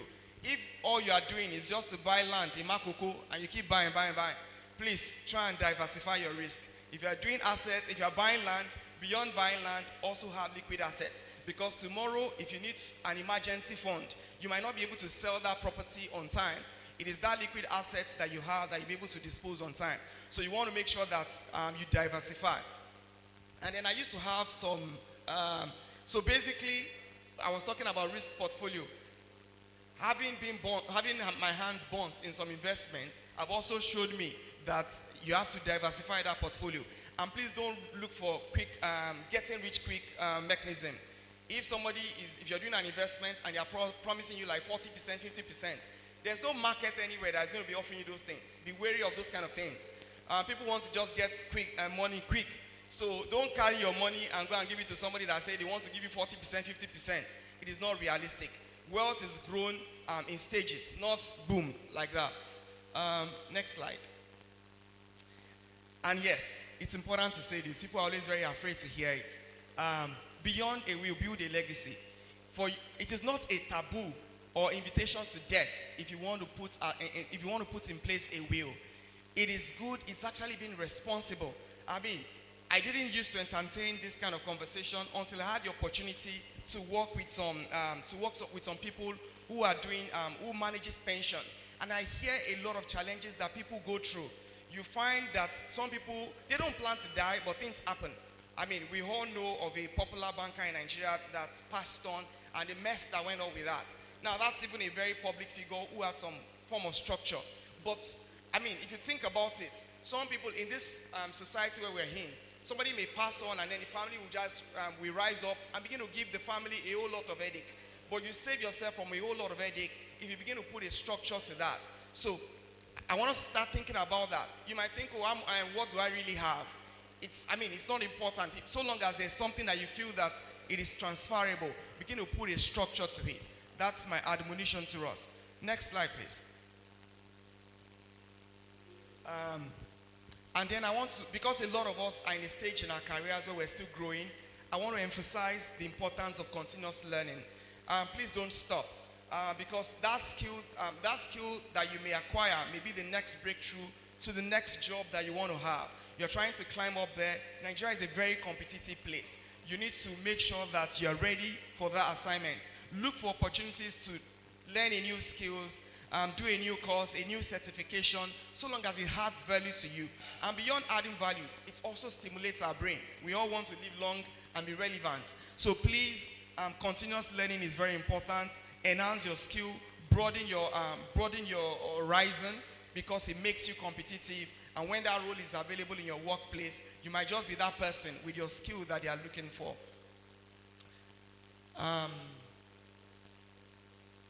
And finally, just so I can go. About to rush it. I know you're enjoying it, but I know there are other speakers, and I needed to respect that. So, I don't just want you to, a lot of times we listen to somebody speak, and we don't take an action away from there. I don't just want you to listen to this and see it as another lecture. What is going to be your action points living here? Have you looked at your spendings before? Have you been spending so much and you don't keep track of it? Do you want to keep a tracker and start analyzing your income, how you spend it, and just see the pattern? Just seeing the pattern and understanding the pattern may just help you to see areas where you can do things differently. That's one. And if you want to save more, by the time you do an analysis of your monthly expenditure, you might now begin to see that, oh, this thing that I'm spending on, maybe it is subscription, maybe it is, what do you call that, betting on football?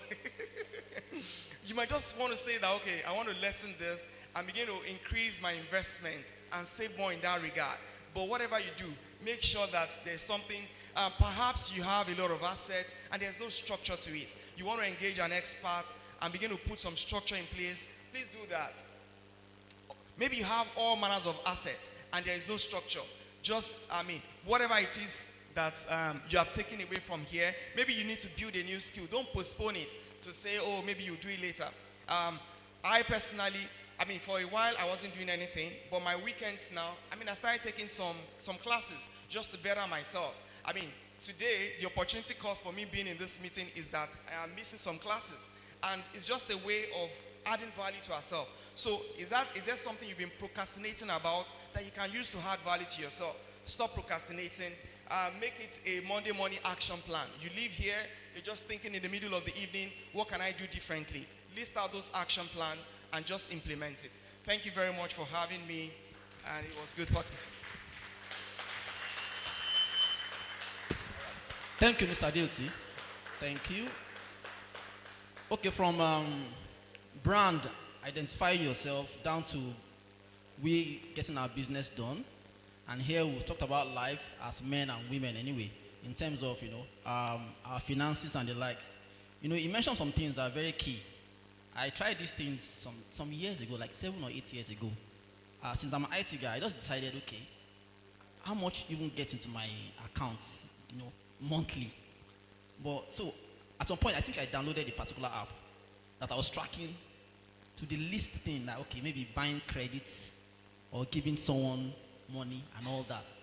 And the thing was so illustrative that at the end of the month, I have this graphical stuff, pie chart. It tells you I spent this for food, I spent that for this and all that. And you realize that, okay, but it actually gave this challenge that I always feel, okay, so amount came in this month. I want it to be this amount next month. I want it to be this amount next year. And seriously speaking, I won't lie to you, it has helped me from being the, just like you said, just spending anyhow. I've become some form of Baba Jebu, because you have to know where that money is going to. Every couple counts. Thank you. All right, thank you, sir. Thank you, Mr. Dilty. Another round of applause for him, please. Thank you, sir. Okay, so a quick one. I would like to quickly we have following people with us. I want to their presence. I have Mr. Funsho Ekundayo, Chairman 1996 sets. Thank you, sir. Okay, I have Antonia Nicole, Shepherd Hill Girls 2000 sets. Thank you. I have Mr. Ayodele Adeyelu. Mr. Adele Adeyelu, okay, 2000 sets. Thank you, sir. I have Pomile, Mr. Pomile, Chairman 2002. Thank you. And I have Mr. Somiji Adegoyeka. We have 2004 sets. Thank you, sir. Okay, so without much further ado, I would quickly like to call the next speaker to the podium to quickly bless us, and give us. So I would like to call his head private trust and wealth management at Sidrust Group Africa. I would like to call Mr. Funsho, Mr. Folorunsho Ekundayo. Mr. Folorunsho Ekundayo.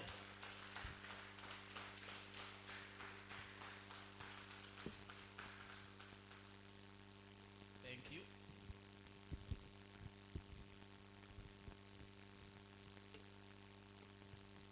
Up school.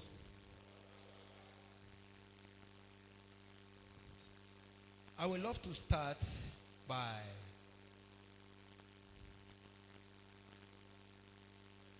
sir.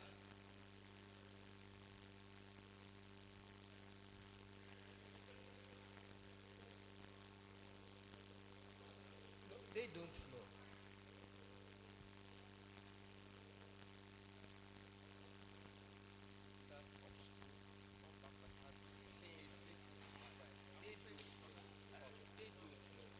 So I need to correct. Yes, thank you, sir. Okay. So there is need for me to make a correction to our response now. Whenever you hear the word up school, the response should be up Babsaka since 1855. Do we get it right now? So can we have it once again? Up school! Fantastic. Clap for yourself. So, I have just few minutes to speak, and I want to beg us, please. If there's anything you must miss, you can miss other things. But please don't miss these 15 minutes. It is very, very key to yourself. Why am I saying this? It's a privilege for me to stand before you all. And for me, I don't try to misuse any privilege given at all. I maximize it. Because if I look at everything that has pushed me to the level I am today, is that I've taken the privilege to evaluate minute and privilege given to me, which has amounted to something. In 2009, after the economy meltdown in 2007, 2008, then in 2009, the company I was working with then happens to be a stockbroking firm. And we look at the situation of things. How can we navigate out of the storm of the economy? We had a lot of stock that has ended up becoming a mess to the organization. In lieu of that, we decided to diversify into what we call coins investment. That is, we look at the life of those that engage in daily contribution, that is called Ajo. And that revolution made me to realize that it's only, I won't say foolish people that do Ajo. They are not foolish. But they are only being exposed to that privilege alone. And what is Ajo? Ajo is well structured that the first contribution you made belongs to the Babalajo. So if you like, out of that 31 days, do it for just 3 days. The first one has gone to him. You will only come back and take the remaining 2 days. Can you see how wise those people who engage in it are? So in that particular year, our company gave us a target then. Go out, maximize, speak on this, and ensure that you elaborate more and educate people on investment. So in lieu of that, we could take as little as 1,000 naira. So while doing the marketing, I stumbled on a man, a newspaper seller, and I approached the man. You can actually do this. And the man said, Uncle, I had an intention to achieve a dream. But the challenge is, look at a bank in my front. There is no bank officer that can come to me and be taking 1,000 naira for me every month. And I look at the man every month. And I said, okay, I will make it a point of duty. I'll be coming to you on daily basis to collect that 1,000 from you. Lo and behold, I was going to this man, and for 360 days, I did that collection. Let me elaborate. On Friday, this man will pay for Saturday. On Monday, he will pay for Sunday and Monday. Can you see now? To cover up. We did that. Then at the end of 365 days, this man with his accrued interest got his sum closer to 400k with the accrued interest there. And lo and behold, this man forged ahead to purchase a land in Agbara. When he purchased the land, he came back to me. He said, Uncle, take 1,000 naira. I said, for what? He said, yes. You always come to collect 1,000. This is your own benefit. I have purchased a land at Agbara. And I look at myself with my suit. If a newspaper man can tell me that he achieved this within a year, then what am I thinking? I underline. The following year, the same things was put in place. And lo and behold, the man came back to me and said, yes, he has collected the money again and he has built a foundation. That was the year I made up my mind and I said, if this man could do it, then I have the account spirit within me. Then definitely I make up my mind that before I attain the age of 40 years, I must live in my house. And to the glory of God, it was achieved. So where I'm going to, don't clap for me, please. Where I'm going to, which is very key. I realize that a lot of us are more familiar with making savings. When you tell people, no, I don't use the current account, I have savings account. And I want to clarify something to you today. I read banking and finance. I had MBA in finance. I've worked with Union Bank. I've worked as a stockbroker. I'm working as an investment company. But the key things I want you to know is there is difference between saving and investment. When you make savings and you put your fund in your bank account, the moment you withdraw more than 5 times in a particular month, there is no interest allotted to that fund, regardless of that amount of money in it. That is the truth. Yes, I will take it again. The moment you withdraw more than 5 times in that your savings account, there is no interest allotted to that fund in the account for that month. For that particular month, no more interest. Because the savings account procedure is you must not withdraw more than 5 times in a month. Do you see now? And now let me clarify to you. It is more easier for you to withdraw more than 5 times. You want to buy your recharge card, you withdraw. You want to buy fuel, you withdraw. You want to use this, POS. You want to use that, POS. You want to do this, transfer. Even in a day, you can do more than 5 transfer. So at the end of the month, that simply means your money is just there. The bank is the one enjoying your money. So I want to put to you, and I like what the last speaker said. He actually spoke about investment. And when he said it, I said I'm going to pick it up from here. Because investment simply means an act of being intentional with how your money grow. That is an investment. This is my 10,000 naira. How can this 10,000 naira be invested? What is the likely return on that 10,000 naira? You have to be intentional with it. Some months ago, I came for Bausa program and I met one of my seniors. I told him, I said, sir, you can do this with my company. And he said, yes. So I told him, could you please place so amount of money and you get this percentage? He said, for sure, you can't tell me that. Now will I give you this money and you said this 20%? I said, yes, it's obtainable. And at the end of the day, let's just evaluate the sum of 300 million at 20% will return the sum of 60 million in a year. It is not a joke. It is not MMM. That is what we call a pure investment. Considering the fact that VAT will be taken out of it, and your VAT is just 10% of that 60 million.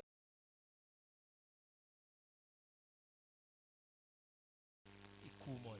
So an investment is a platform which enable your fund to work for you. You get it now? Your fund will be the one working for you. Now, what I want to put to you this afternoon is called a trust investment. A trust investment.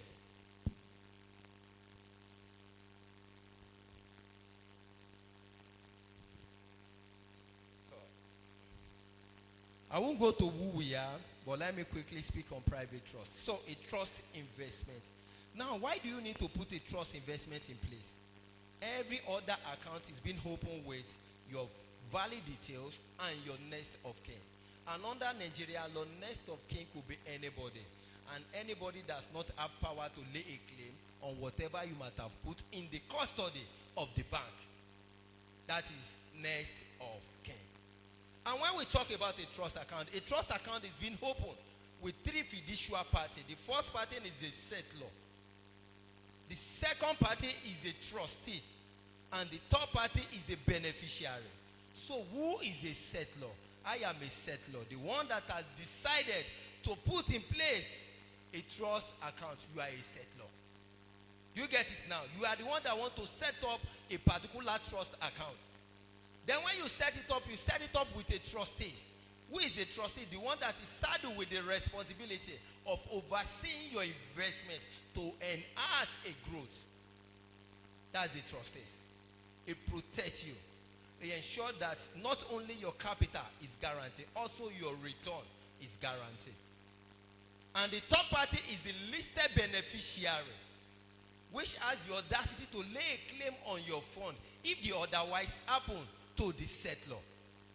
My beneficiaries, my wife, and my children. And one good thing about the trust account is enable you to put a percentage of a claim Which simply means that if I decided to have two wives, I could say, okay, my two wives, A and B should take 20%. Then the remaining 60% should be divided for these numbers of children. And if I'm having my one wife that I'm still marrying to the glory of God, all I need to do is just to do what? Have a percentage that favor my wife, then also the one that favor my children. Do you get it now? So under a trust account, you have three fiduciary parties, which are the settlor, the trustees, and the beneficiary. Who can mention those three? No, I don't want a chorus. Just stand up and say it. Yes. Yes. God bless you. Just give him an account opening form. You will get an account opening form, don't worry, from my colleague. So when we talk about private trust,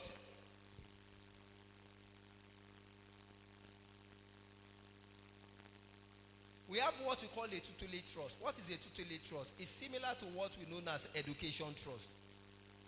Education trust enable your children to have an uninterrupted education, which simply means that their back is absolutely covered. They have belief in you as a responsible father who they believe that will pay their tuition fee at the due time. Last year, August, something happened. There was a bit delay. My children resumed school. Knowing fully well that before resumption, I will have made payment. I don't know, I think I was somehow overwhelmed and I did not process it. So when they resume on Monday, that same Monday I recall, I quickly trigger it. But because the fund did not impact the account before 8:30 a.m., those children went to the school boss and told them, we want to collect our books. And they said, yes, we know. Your parents always pay on time, but we've not gotten you alive. And my daughter said, no, you don't tell me that. My father has paid now. He has paid. Give us textbook, give us notebook. We want to go into the class. The principal was like, yes, we know. He will calm down. Let's put a call to your father. And he put a call. I said, I'm sorry. I've processed it. It will impact the account. And because they know that there is an tutelage trust in place, the necessary textbook and notebook were given to them. And they joined those that were clear to sit for their study. So what that implies is that the worry of their tuition fee payment is no longer my worry. All I do is take a percentage of my salary, put it in this account, and ensure that that same percentage is being invested for the purpose of these children's education. My worry is no longer the payment of their tuition fee. I also assure them, I say, to the glory of God, I don't want to dine about. Even death come, you will still get your education to this level, which is my dream for them, because I know the importance of education. Aside to tutelage trust, I have a few minutes, so please, we have what we call a welfare trust. It's a trust put in place to take care of your loved ones. At times we look at it, we have good intention, but there are some forces or things, challenges that comes up that divert our attention away from those good things we desire to do. And in order for you not to come and say, oh, I wish I could, all you need to do is just set up a welfare trust. And this trust enable you to cater for your loved ones that are not your direct beneficiary. Am I making sense, please? So this trust enable you to take care of them. You look at them and said, okay, this person, okay, I have somebody that cannot pay for his WAHEC. How can I do it? Okay, in that situation, let me put a welfare here. When the time comes, go there, your WAHEC will be paid. Not only that, the registration, the tutorial, the academics books, all you need to do, everything will be catered for through this welfare trust. You could as well just put it in place to send somebody to a higher institution. And after that, the person will come back and say, thank you, you've done a lot. Welfare does that. And not only that, you could even also put it in place to ensure that an upkeep is being given to somebody regularly. I'm a member of Lions Club. Last year we had a program. We saw a boy. We were just running our program and we met the boy. Why don't you go to school? The guy said there's nobody to pay his tuition fee. And my president said, where is your school? We follow him down to the school. We paid that bill. We promised to pay that bill, which we did. And we told somebody, we said, can we get somebody closer to your house that will be giving you 1,000 naira per day to ensure that you go to school? Lo and behold, the man volunteered to do that. And the man said, every day come to me, Monday to Friday. He told the boy to come to him, Monday to Friday, that he will be giving him that 1,000. And we ensure that at every month, the man get a return of 22,000 per month. Lo and behold, that boy wrote WAEC. He wrote WAEC. And he came back to appreciate us.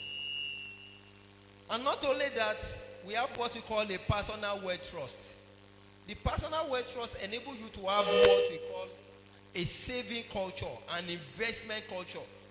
You don't just get your salary and you start spending.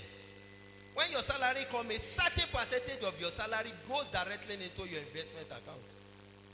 No matter what the family situation is, I just tell them, you know now, this is what we have left. So budget your need within this means, and we forge ahead. So at times when you meet some people, they tell you they don't have money. It's not as if they don't have money, but there is priority. And if you are not in the line of their priority, forget, there's nothing you can do. No miracle to that effect. The next one is corporate wealth trust. This trust is a unique one. It is absolutely meant for those that run a one-man business. I discovered I equally have a woman, I equally have a personal business. I know some of you are familiar with Marvel magazine. And there's something I do with that business. I open a trust account for it. Once customer make payment into it, I take percentage that belongs to me into the trust account, so that the fund will no longer be in my corporate account. The percentage that belongs to me will also invest, generate. In a year, if I put a million naira there running at 10%, that simply means that 100,000 is coming back as a return on it. Can you see now? So meaning if I should put 10 million naira there running at 15%, I'm going to get 1.5 million naira in a year. Can you see now? So this corporate wealth trust is a trust put in place to ensure that corporate organization did not just put their idle fund in a corporate, in a current account, but in a trust account. There's what we call a targeted savings plan. That targeted savings plan is a plan everybody can put in place to ensure that a particular target is being met. I told somebody, I said, why do you struggle with your house payment? Most times you come, yes, you want to pay your house rent. It will continue to elapse. It is obvious that at the end of 365 days, you will come and still make this payment. Why not put a structure in place? You know the percentage of your salary. If your salary, let's say your salary is 500,000, and what you are meant to pay at the end of the year is just 500,000, you could structure it. Take 50,000 out of my salary, put it in this target account for me. At the end of the year, I will get 600. And not only 600, you are getting 600 with some accrued interest on it. Can you see now? So in that situation, it makes the payment of your house rent to be at ease. Landlord will no longer embarrass you. Retirement lifestyle trust. This trust is very unique in the sense that it enables you to factor in and ensure that you continue to enjoy your present lifestyle when you retire. Can you see now? The kind of life you are living now that you are enjoying now, while you are still working, while you have the strength, you can continue such a life when you retired. So you just have to put a retirement lifestyle trust in place to ensure that, okay, when you retire, all you need to do is, if you are the type that travel to, let me say, UK, America once or twice in a year while you're in service, by the time you make provision for this, just the accrued interest you'll be spending to continue your lifestyle. People won't know. They will just keep wondering, but it's no longer working. Yes, you're no longer working, but your fund is working for you. Like the speaker said, it is not all about doing estate business alone. You have to weigh your balance. When you are into property management, you should also do investment management. And if there's anything I tell my friends, I say, see, evaluate your financial investment plan. on quarterly basis, on monthly basis, on daily basis. Are you still on the track? It is very, very good. Then finally, I will speak on something that is so much unique than every other thing that I've spoken on, which we call estate planning. When people hear about estate planning, people always think, oh, you want me to die? It's not about death. It's just for you to structure yourself, ensure that your asset and liability is properly well outlined. And there are two key things to estate planning. The very first one is what you and I are more familiar with, which is a will. And the other one is what we call a living trust. A will is written. Information of a will is provided by a testator to either a lawyer or a trustee to be drafted. And after drafting it, the drafted copies is being given to the testator who provided the information. And once he is satisfied with it, he signs. Then after signing it, either the lawyer or the trustee ensure that the document is being lodged. And once it's been lodged, that simply means that the testator is only waiting for himself to pass it on before anything is being done on it. That is the structure of a will. But when we talk about a living trust is a trust that enables the settlor to put his asset and liability in a written document, which enable him to see how things will be run when he's no longer alive in his lifetime. So the difference between that living trust and that a will is that a will is written and kept, waiting for the testator to pass on. Living trust tells you that information you provided enable you to see how things is being run in your lifetime, and it tells you how things will be run when you are no longer there. Can you see now? So that's just a very key one. The living trust now could be something you could put in place to cater for all these trusts that I've mentioned so far. All this tutelage, lifestyle, corporate wealth, and the likes. You can put everything under a living trust. If you have a living trust, it's cumbersome. It empowers your trustees to act in your capacity to ensure that your intention is properly carried out for the purpose of you being the beneficiary in your lifetime, and your listed beneficiary becomes secondary. And when you are no longer there, they automatically move from second position to become the main beneficiary. So that is why we have this here talking about estate planning. And if you are wondering that who is this short boy standing before you, my name still remains Ekundayo Folorunso Festus. I work with Cedros Trustees Limited. Cedros Trustees Limited is an holding organization, holding company. Yes, we have investment banking, we have security banking, we have asset management, we have microfinance bank. And this company you are seeing, I want to beg you, if there's any need for you to do now, start now. Because in the next 10 years, the organization is going to check not Nigeria, it's going to check Africa, because Africa is our dream. So at this junction, I will allow you to please put your question to me before I take my leave. Thank you.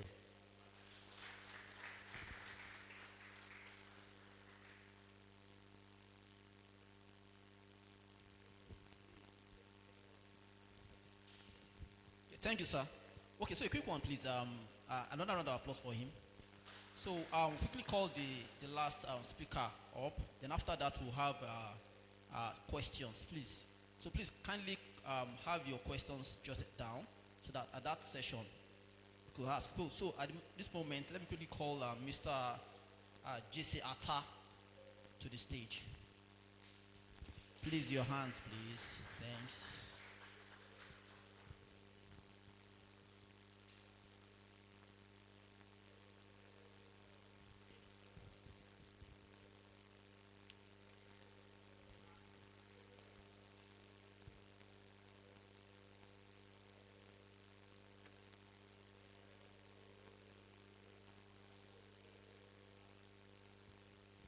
All right, good afternoon, everyone. Good afternoon, everyone. So standing on all existing protocol, I was going to start with the slogan, but I don't know if I'm permitted to also call that. So, up school,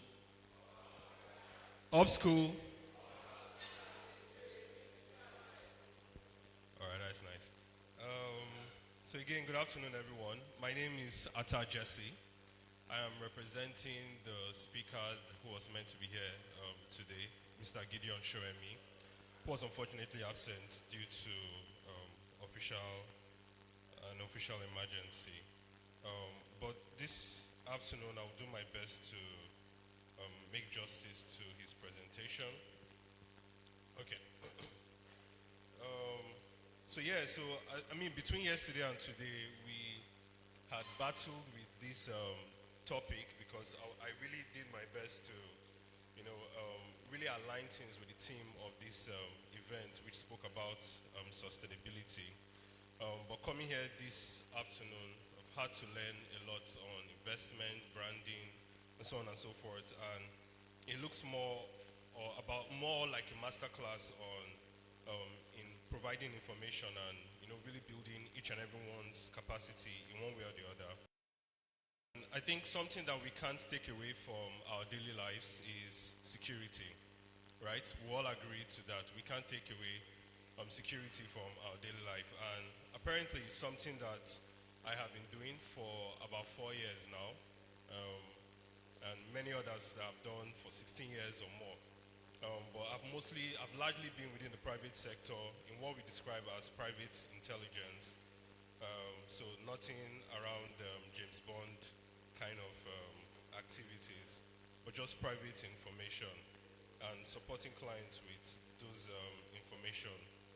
So this afternoon rather, we'll be looking at security, intelligence, and resilience as core tenets to sustainability. Before I proceed, I would like for us to try a very little exercise. I mean, we've all been sitting down since, so I don't know if we all mind standing up for a bit. You can all stand up. No, just drop your phones, drop whatever is in your hand, drop your bottle of water, right? Just stand, stretch out, release all that stress. If we can all raise our hands, our two hands up. I just have one hand open here, right? So our two hands up. I want us to close our eyes. Close your eye now. You didn't fear. All right, so close your eyes, breathe in, and breathe out. Breathe in, and breathe out. Okay, round of applause for ourselves, and let's have our seats. Thank you. All right, so next slide, please. All right, so the opening statement starts with the new era, and the new era speaks to our very reality today as individuals. We all face different realities. Many of us are familiar with the rise of AI, the rise of social media content, TikTok, and so on and so forth, and so many things. I think one of our recent new realities is the new tax law, which is still being contemplated if it was passed or if it was not passed. I mean, I guess we'll find out. Or many of us have found out from our January paycheck, I guess. And of course, some of our changing realities also is the new election framework, which is also being contested if it was passed, the right to if it was not passed. So a lot of changing dynamics in our very reality that really changes how we ought to see things. If I ask everyone here this afternoon, how many security checks did you pass before getting to this hall? Who can give me an answer? Any? Any security check? 2? If someone stopped you and checked you before coming in here today? Okay. How many of us met security checks before coming into this hall today? Okay. Within the school premises though? Within the school premises, yeah? Let me see your hands. Okay. So that means not everyone faced some level of security check and all. And I mean, that speaks to a lot of things which we'll not discuss this morning or this afternoon. I keep on saying this morning. But yeah, our very reality requires us to anticipate, adapt, and build. I think I have an extreme mindset that kind of looks at things differently, and I think it's based on the work And typically, how a banker sees life is different from how an engineer sees life and different from how a security analyst sees life as well. But generally, anticipation, adaptation, and building is a whole circle that speaks to resilience, which goes back to the topic this afternoon on security, intelligence, and resilience. Resilience is the backbone of every single thing that we do, which kind of points to survival. As man, from the very foundations of time, we've always been working towards survival. When we talk about investment and various ways on improving ourselves professionally, it is all survival because we must all try to remain relevant within our professional space and even within our various social setting. Next slide, please. So what does sustainability means with regards to this topic? And I have quite a list of things that I have put up on the screen. Some of them that some of us might be familiar with. I have personal longevity.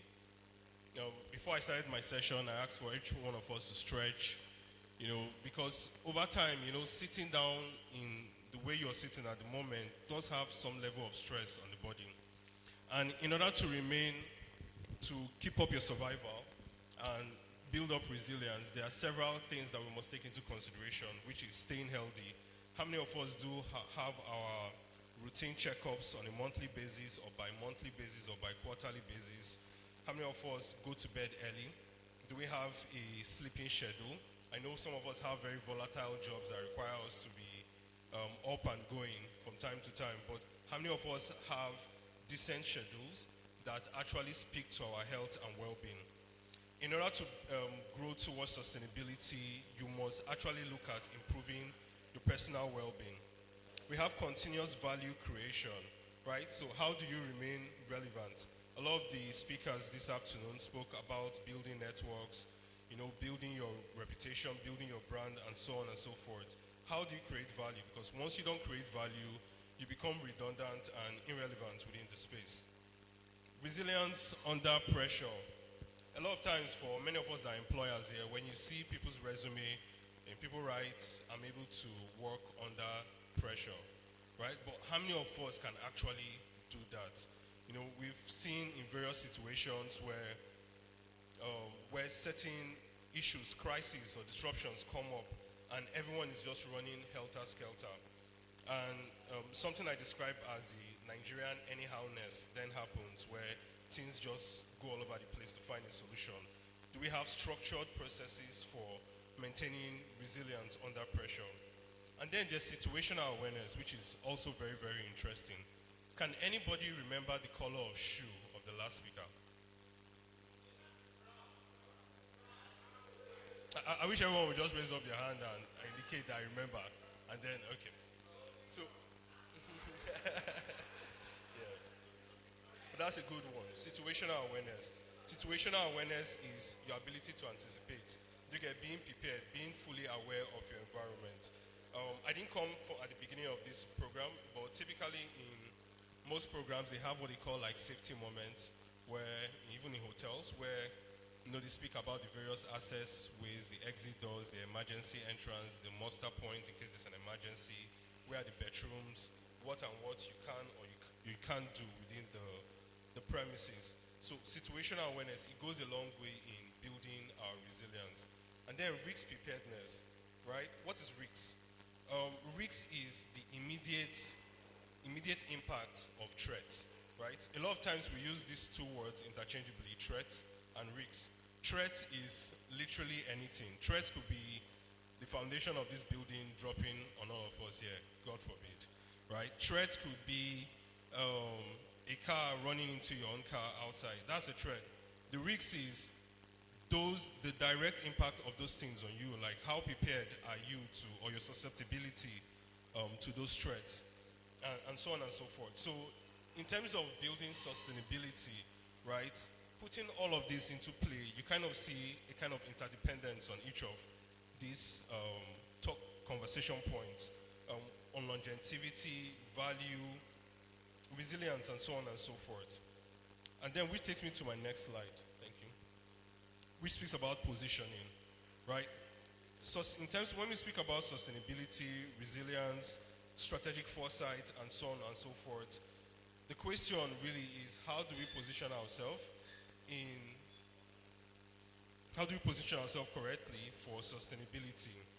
And when we look at the box highlighted up there, it speaks about making deliberate choices that focuses on securing our personal, professional, and operational stability. And when we break all of those things down, which is highlighted on the left-hand side,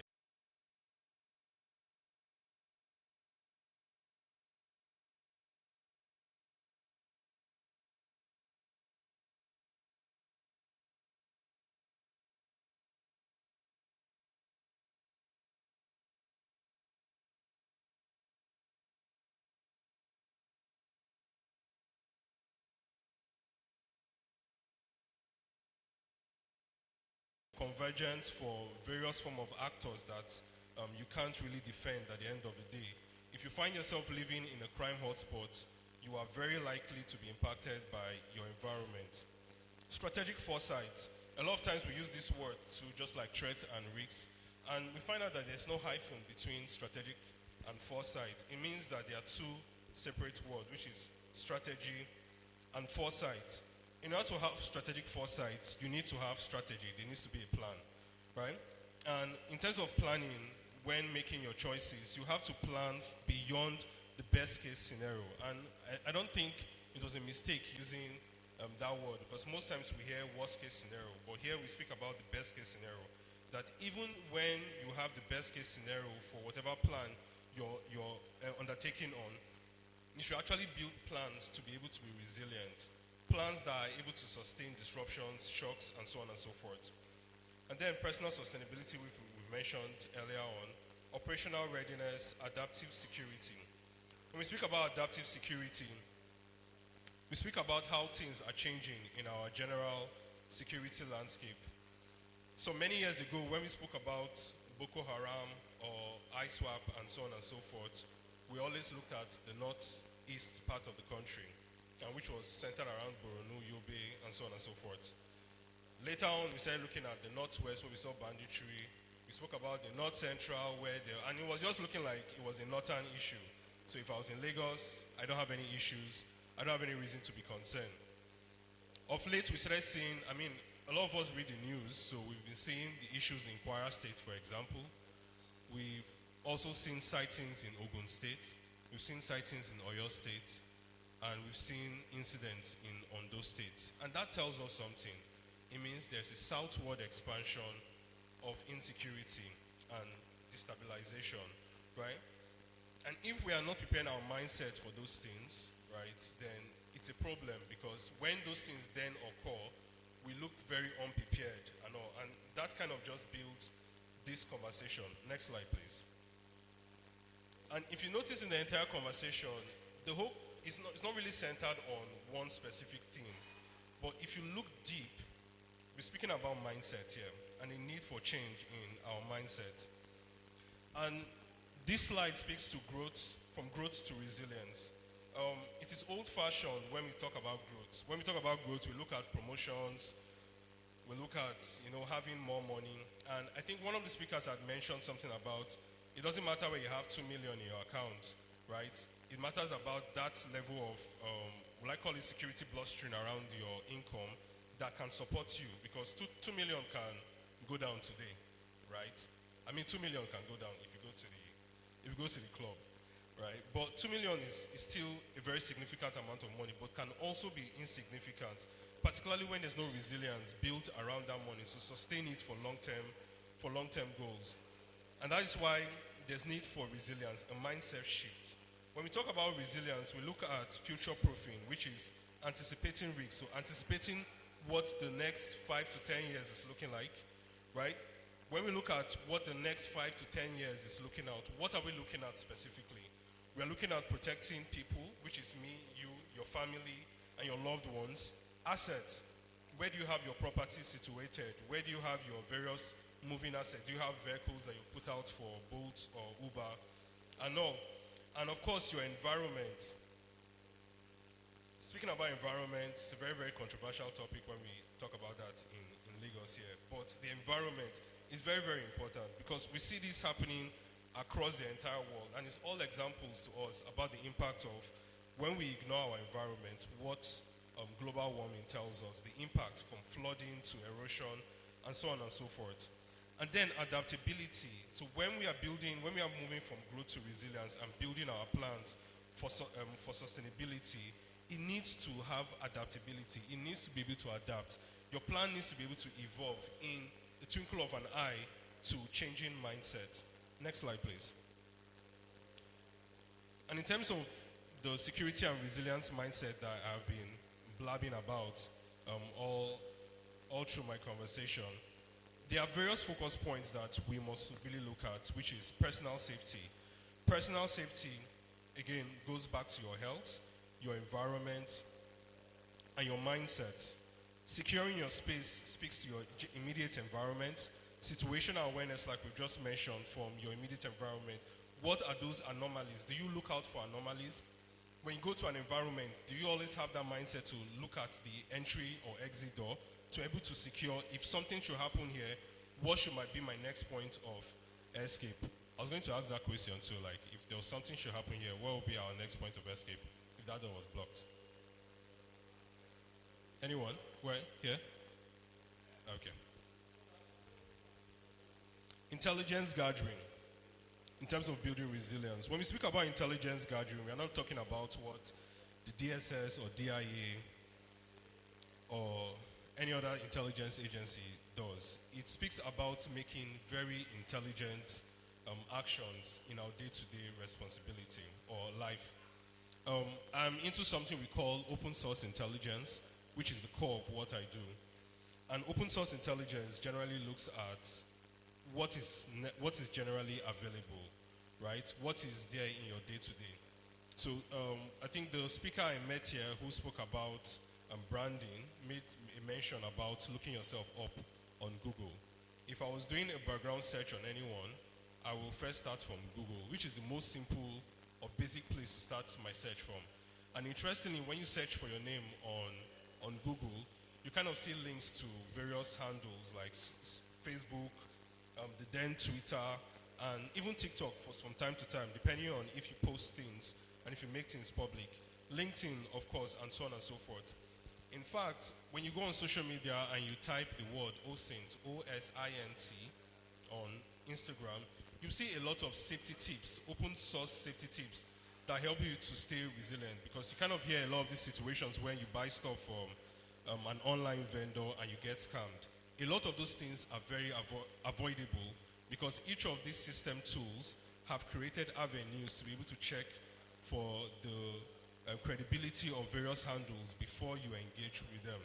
But it's sometimes some things that get missing in the grand scheme of things, and we kind of miss that. But open source intelligence is something that me and you do.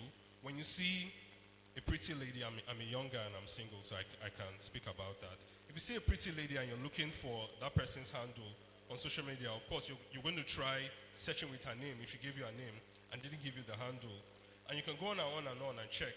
And sometimes what you see with social media is when you're tagged on things like IG, for example, it's very, very easy to be able to track someone down to whatever relative that has an online presence from their sisters or their brothers and all of that. And it goes deeper than that. And of course, that is a different conversation on its own on online safety, right? Thinking long term, which speaks to our initial conversation, and resilience under pressure. Sorry, next slide, which I think is the most important slide here. Professional positioning, right? Professional positioning in terms of building resilience. Each and every one of us here have one profession or the other, either we are employers or employees. And there are various key things that are very, very important. And that is what is captured in the 6 pillars shown on the screen here. A lot of times we blame systems for errors, but the truth of the matter is that the reason why systems fail is due to the people behind those systems. And unless we correct those errors, and that is from when we speak about people in terms of building their capacity to be able to deliver, right, we will continue to have errors in our systems. And though this particular conversation looks very security inclined, there are just some key tenets that are very applicable to our everyday usage, right? Personal safety and integrity, right? And this starts from leadership, right? When you don't have a healthy workspace, you don't expect to have healthy people on board. You see, big organizations really take a very huge step in trying to ensure safe environments for their personnel. And irrespective of the size of your business or your industry, it's very, very essential to build safe environments that promote safety and resilience within your space. Securing your space, I think this takes me back to an investigation that conducted about 2 years ago, where money was stolen from an office space. And of course, there were no CCTV cameras in the building. And when we had asked everyone, did you see anyone pass through here or have access into the office? Everyone gave this very generic response of, I was minding my business, I was doing my own thing and all. And it spoke a lot to the environment where they are, which was a failure in their security consciousness, right? When we talk about securing your space, we're talking about how do you communicate with your family members, your children. In the case that someone is to be kidnapped within the family, what should be the next step? That continuity. And that goes back to what I said about our changing environment. What are our continuity steps? If there was a protest, and this protest caused disruption in our immediate environment, what should my wife do? What should my kids do in order to stay secure? Again, there are things we call safe havens, and safe havens are like finding the closest police or military establishment in your immediate environment, identifying a nearest hospital, or in fact, even having a HMO that has broad coverage that can help you to easily access hospitals in terms of an emergency. Situational awareness, of course, is self-explanatory from what we've discussed generally. Intelligence gathering, which is connecting data, networks, and foresight. And it's not just about connecting data anymore, right? It's about how do you utilize the data, or how do you even create data in the first place in order to produce foresight. Foresight does not just come out from thin air. Foresight comes from data.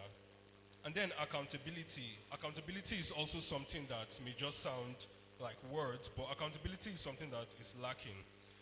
You see that in the political space with leadership and in so many various functions, right? Accountability takes a critical step in ensuring that everyone has collective accountability for or responsiveness of or ownership of their immediate environment or immediate function. So either in the office or within your association and all. Once there's accountability from the top, it cascades down to the very least person within the association or the organization or within an establishment or within the country in ensuring for accountability. When we look at our roads, our state of the roads, our gutters and so on and so forth, it kind of speaks to that lack of accountability from leadership. When we look at resilience in leadership, which is the last point there, resilience through leadership is guiding your people through crisis or through disruption. In a case where there is an unforeseen situation and there is need to make practical decisions, do you start fidgeting under pressure? Do you start, the blame game, which is very, very typical in various settings? How do you compose yourself under such crisis? It goes a long way in preaching to your people the kind of leadership that sits there. Before coming this morning, I had an issue with this presentation, and I was reached out to rearrange the entire slide. And while we're going through the chaos of that, I spoke to the gentleman who had reached out to me, and I said, "No pressure, don't worry." And he was like, "No pressure," and he ended the call. And it goes because at the end of the day, when you are in a crisis or in a situation, and everyone just goes back and forth, making noise and pointing fingers at each other, there is no solution at the end of the day, and it creates the deepening of that particular situation and making it worse.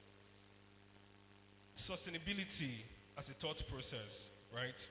And this was just a question that, from so many questions that I could think about, is we are just entering a pre-election year. What security threats and what security risks do do they pose to me and my assets? Right? Those are the kind of questions that you kind of think about when you look at sustainability.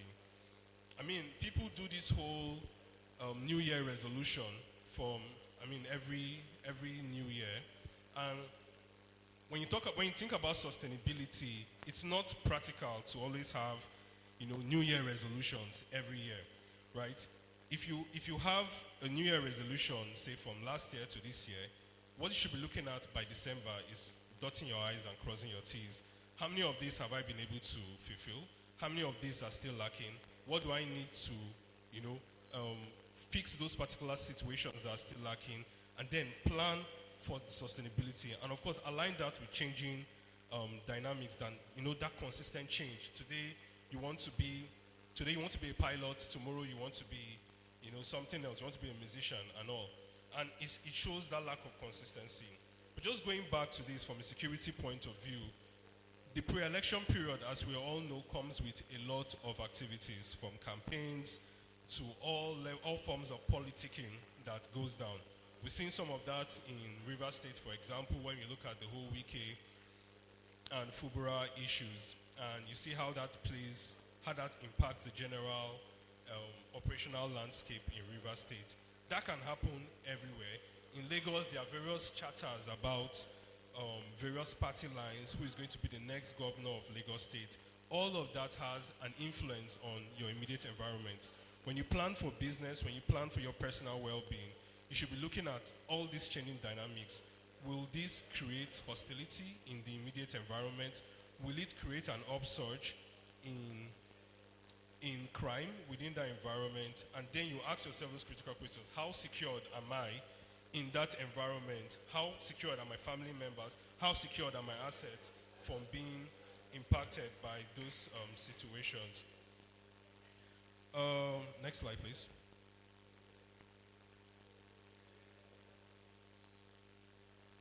Okay. Maybe just still move to the next slide. Yep, move to the next slide. Yeah, let's stop here. So just to anchor back on some of the things that I think many of the speakers had spoken about this afternoon as well, is how do you build your networks? How do you build sustainability? Though it is titled here, securing and expanding your intelligence networks, which will speak to a security. I actually thought there were so many security persons in this setting, so my apologies for that. But yeah, how do you build your networks? How do you build sustainability, which is more broad in that sense, is giving before you ask. And a lot of times, people just come up with so many requests, asking for things, but how much do you give? In my small circles of friends in professional settings, we have this policy of giving before you take, right? And this is how we look at it, because when we do things around security monitoring, right, we're always looking for information, security threat information. And I came up with this philosophy that if I should drop 5 security incidents, and if I have about 10 friends, and each of them drop 5 security incidents, I should have so many security incidents that informs me of the general threat environment. And of course, my own information also informs them of the general general threat environment. And it's more of a say something, right? In associations like this, how do you build your network? It's by giving back before you ask. So contribute before you collect. And because when you contribute, it makes it much more easy to get things back. Maintaining relationships. By the time I'm leaving here, I would have collected a couple of persons' numbers, depending on who I meet. And in building relationships, you never know where these relationships take you. Would I have ever thought that I would be standing here and having this lecture? Absolutely not. I stay in Abuja before I relocated to Lagos, and it was out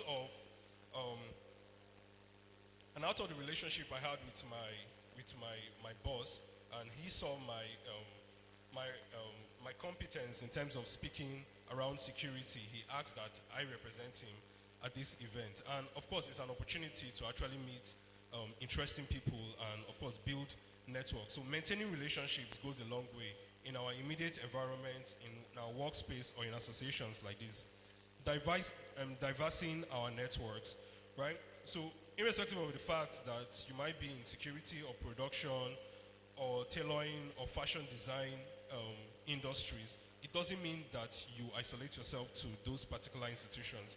You never know the interconnectedness that your profession has with so many institutions. Before coming to Lagos, I used to be within the private space, like I mentioned. And when you're in the private space, you know that you always have to consistently find opportunities. If not, you remain poor and broke, right? And then I found out that security cuts are cross-board, right? Security can fit into any kind of setting, right? And it goes a very long way.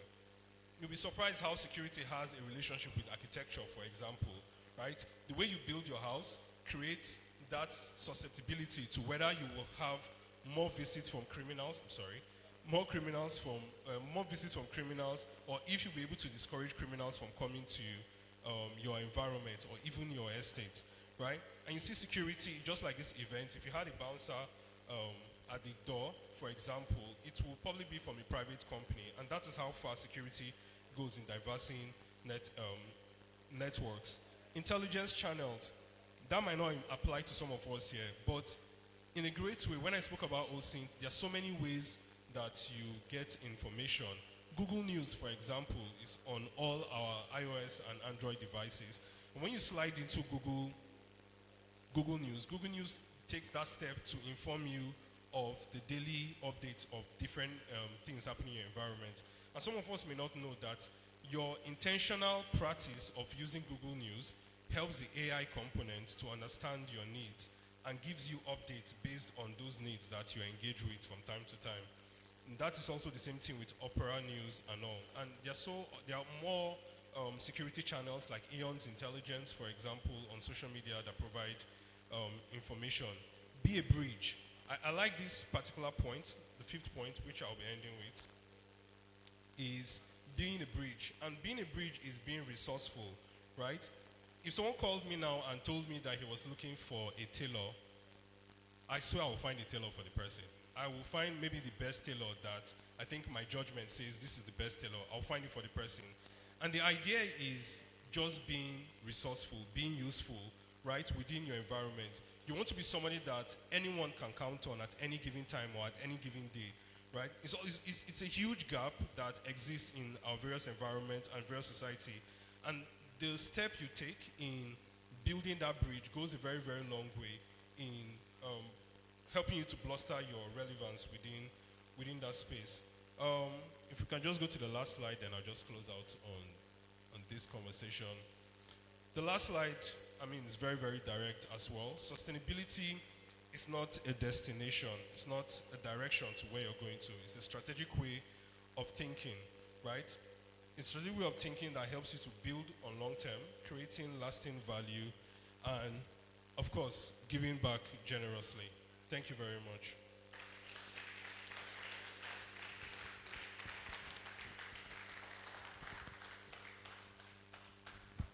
Thank you, Mr. Top. Yeah.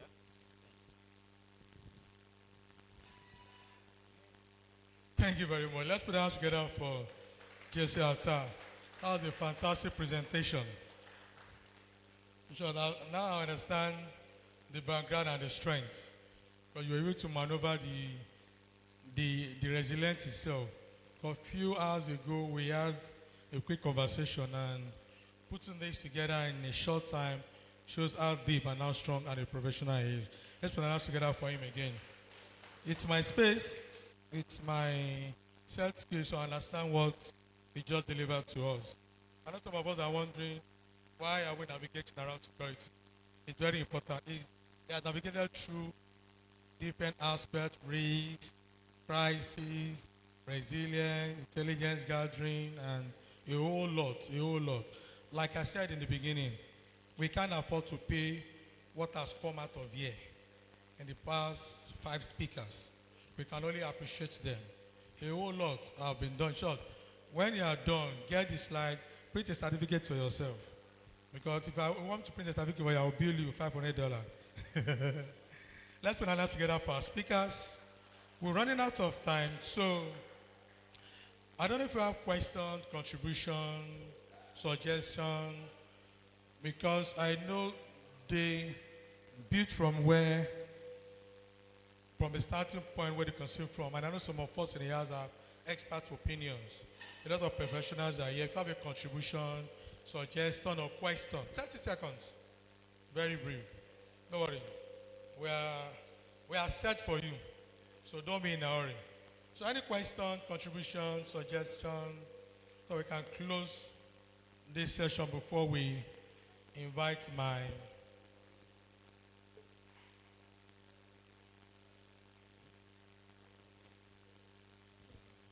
Okay, in the absence of question, suggestion, and contribution, no, if you have access to the speaker, I can always reach out to them to share thoughts with them. I want to quickly invite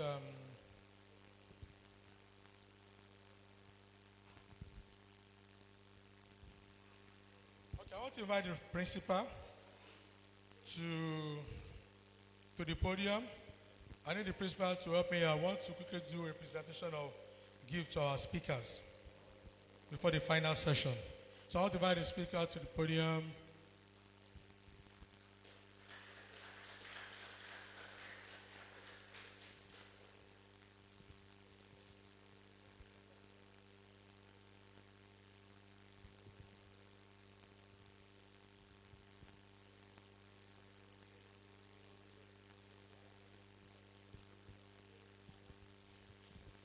Okay, sir. So I also want to invite, I've seen some previous past ESCOs members here. I also want to invite to this podium the representative of Igbobi College 98 set, the PRO, Mr. Shebi Adebisi, to the podium. Also, I want to invite Chairman St. Faber's College, Old Boys Association 98 class, Mr. Ifoga Esho Momo, to the podium. Quick one.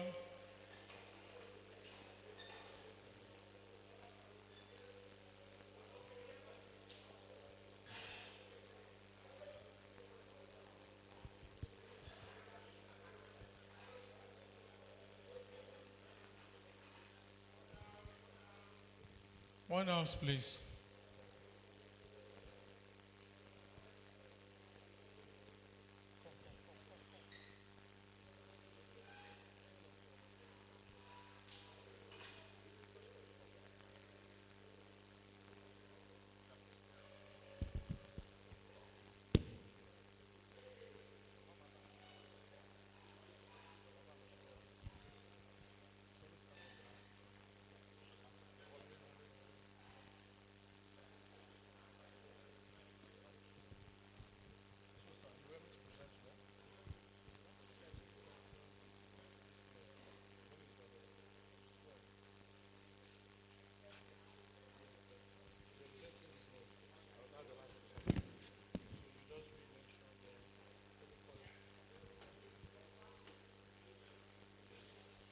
So permit me to invite forward Mr. Jesse Atta.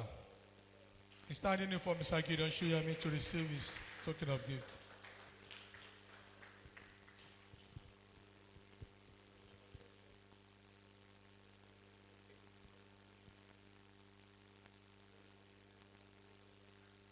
I want to present to you a word of honor presented to Mr. Gideon Shoyemi, PCI, CPP, for your impactful and inspirational contribution during our Masterclass 2026 on positioning yourself for sustainability.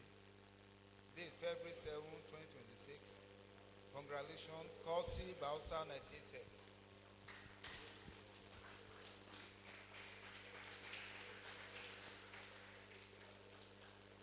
Congratulations, sir.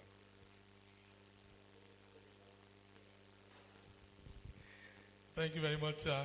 So I want to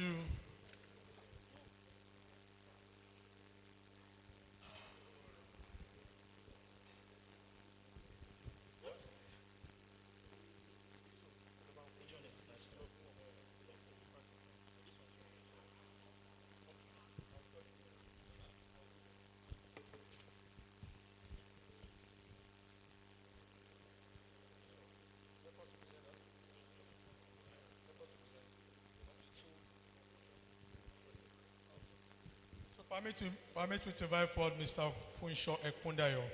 Chairman 96 sets.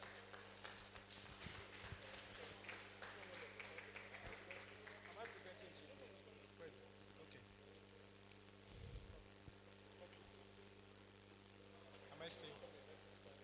Okay. Sincerely, I enjoyed from your expository presentation, and I'm so honored to be given this a chance to present this honor to you. So this is an award of honor presented to you, Mr. Funsho Ekudayo, for your impactful and inspirational contribution during our Masterclass 2026 on positioning yourself for sustainability. Congratulations.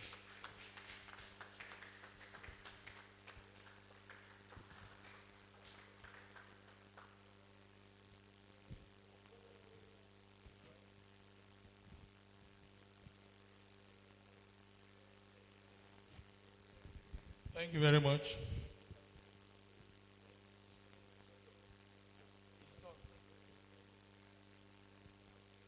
So next is my very own brother. Hey. Permit me to invite forward Mr. Lekon Adeoti, my very good brother. The friendship of is more than 28 years. We've been friends from GS1, grew up in the same church, grew up in the same environment, in the same neighborhood, and you can imagine what I mean when I say my own brother. And also, coincidentally, the presenter or the guest presenting this award, we all grew up together. So this friendship is beyond just sustaining the bonds of friendship. It's a long while. We reconnected again when he was vice president of his class for St. Hubert College. I was also vice president then, or vice chairman. And now the privilege of him presenting this award, so it means a whole lot. It means a lot. Up school. It's great to be here. Thank you, Bamdeli. Thank you, Lekon. The last time we saw was 28 years, Four Square, Shomolu. It's nice to be here again. So I want to present this award to Mr. Lekon Adeoti for your impactful and inspirational contribution during our Masterclass 2026. The topic was positioning yourself for sustainability. I will say congratulations to you. Thank you for the very impactful and insightful session. Really enjoyed it.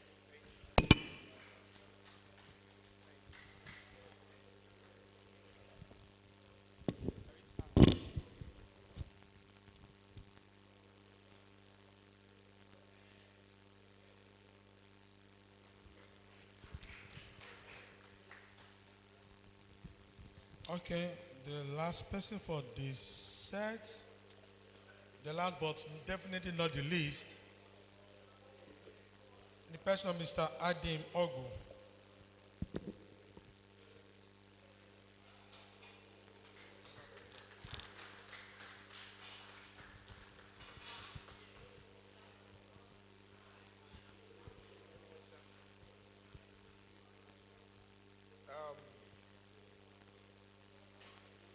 Some of us are so passionate about Baptist Academy, and it's not amazing word that Baptist Academy is one of the best, even the best school in Nigeria, even in Africa. We are proud of the school, and we continue to proud of Baptist Academy. Baptist Academy will continue to move higher and higher in Jesus' name. I wish to give it this award of honor, and it's presented to Mr. Adim Ogu for your impactful and inspirational contribution during our Masterclass 2026 on positioning yourself for sustainability on the 7th of February 2026. Congratulations, sir, on behalf of BAUSA 1998. Congratulations.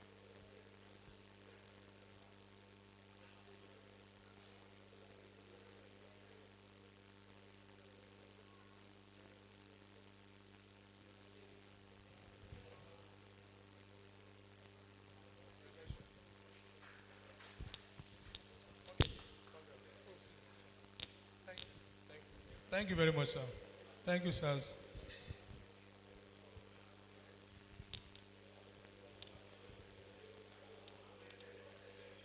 Up school. Up school. Up school. I no go cover me for this place, oh. Up school. Up school, up Masterclass since 1855.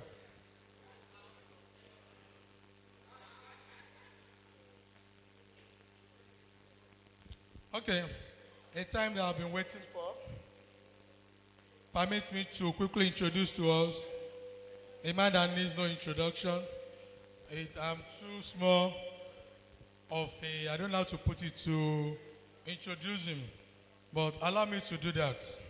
So I will take that little responsibility and the privilege to introduce to us my president, your president, our global president, the president of Baptist Academy Old Student Association, Bausa, a person of Mr.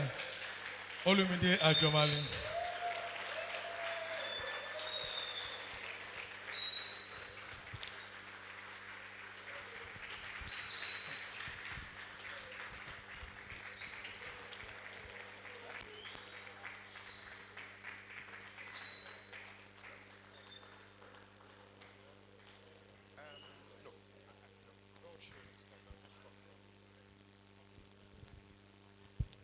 All right, please get seated. Thank you very much, everybody.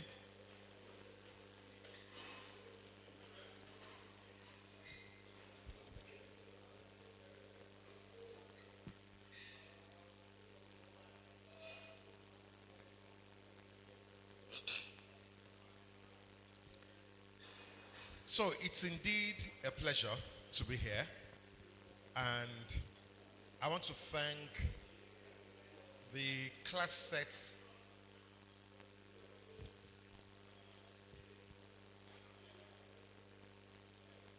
in my days on this campus, and I'm sure we have had popular conversations. Many of you who, and I'm not sure that this phrase happened in your time, when people misbehaved, there was the proverbial toilets to wash.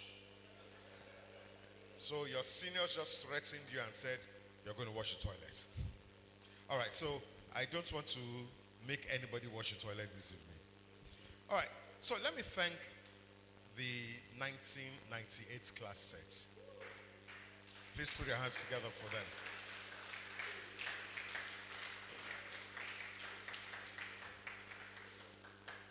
Unfortunately, I wasn't invited to last year's program, so I was annoyed with them. But I didn't know that I was going to become president. So maybe that's why I was not in reckoning. But then I became president. I started receiving invitation, yafu yafu. But I say that lightheartedly. I must say that the energy that went into the preparation was fantastic. And for those who know and how we've worked together, I'm a stickler for details. And one of the key things is about being prepared. Mr. Olani Tori had scheduled this date of February 7 since November last year. And he made me commit to February 7. And February 7 looked so far away, but here we are. And it's not the number of people here that is important, but it's the quality of the presentation. So please put your hands together for the presenters.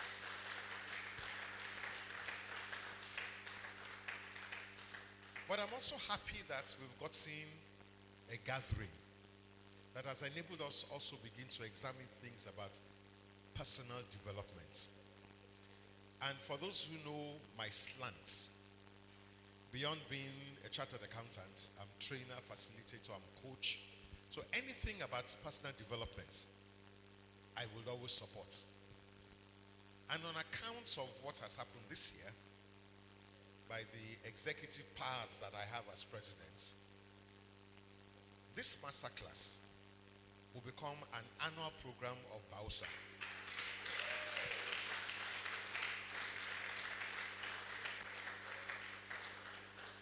Organized by the 1998-99 set.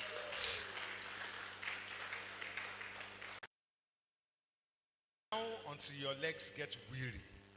You have this obligation. So every year, change the theme, change the speakers. But let's have an intellectual conversation around personal development. Now, to tell you the outcome of this program, at least 3 of the presentations will not be lost to about 30 people in here. We're going to use that material to run what we have always had in the can, our personal development webinar series. We started that with the tax webinar late last year.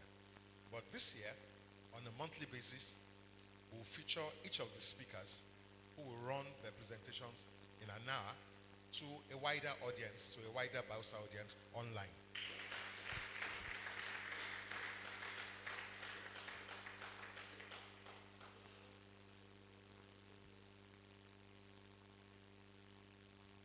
So that's what we have soon. But let me round up our conversations. We're just talking about what bonding can do. And I see that we're sitting as majorly on our tables as class sets. And I'll share some of my own story with you. Adeuti of the 1998 set was scared to ask me of my class set. Then I said to him that I graduated in 2002. Okay, I'm proudly 1974.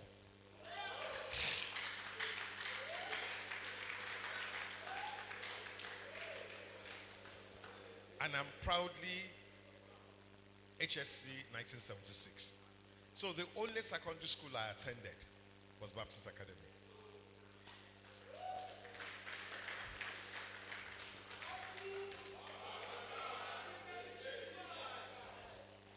So you will see where my own fondness for Baptist Academy and Bausa came from. My class set started meeting 10 years after we left school. And on our 10th anniversary of leaving school, we came back to school. We worshipped at the Shepherd Baptist Church, and we came to donate books to the school library. I think the school library was still in this building then. But every year after that, we had begun our own adventure of give back. But is it so much giving back, which is a prime reason why we've been together, but it's been the brotherhood and bonding. We have met regularly in the last 40 years as classmates, every month. But then, I'll discount maybe about 18 months where we got into a state of inertia. And it took one of our wives to say, why did you guys stop meeting? And she said, I will host the next meeting on your behalf. And true to type, she provided funds, told her husband, go and invite all your people. And that began an unbroken chain of our monthly meetings. So, roughly in 48 years, we have met consistently every first Sunday of the month. And that tells you something. That tells you that we are just more than friends. We're brothers. Our brotherhood has been such that we decided that in everything we do, we will always remember where we came from. And that's why at the 170th anniversary, we were able to put funds together and donate 2 tennis courts, which cost over 60 million naira. I can tell you that there is no named millionaire in my class set. but we were committed. In fact, the story of that tennis court is better known.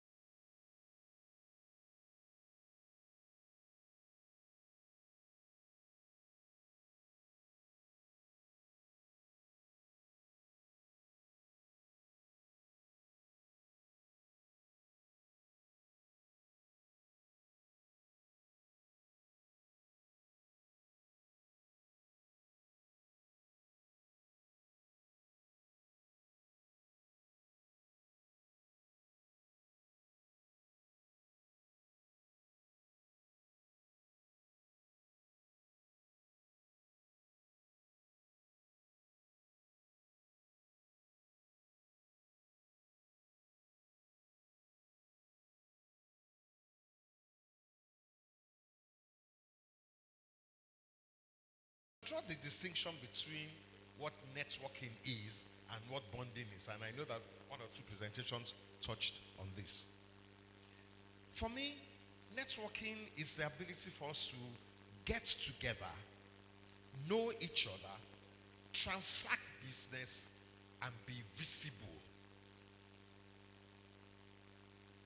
Know people, transact business, and be visible. And that's why you find people say, oh, I'm going to that party because I want to go and network. And there's something wrong with that. But it's nice to know that Olani Tori was at that party. Yes, he was. Banji Holmes was at that anniversary service. But there's something deeper than networking. And that I will explain briefly. And that is bonding. Bonding is deep. Bonding is foundational. Bonding is about trusting people to the point that you have a shared purpose. So, while networking is good, bonding creates that emotional ownership. Not just to affiliation, but indeed to sustain commitment to promote what is good. So, I want to encourage that our class sets should move from networking to what? To bonding.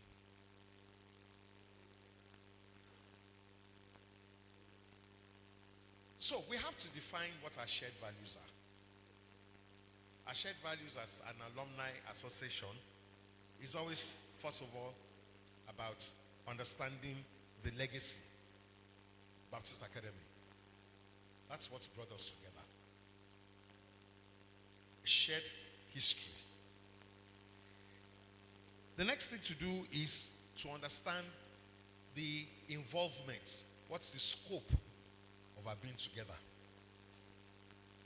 And the next to do is to understand our obligations and responsibilities.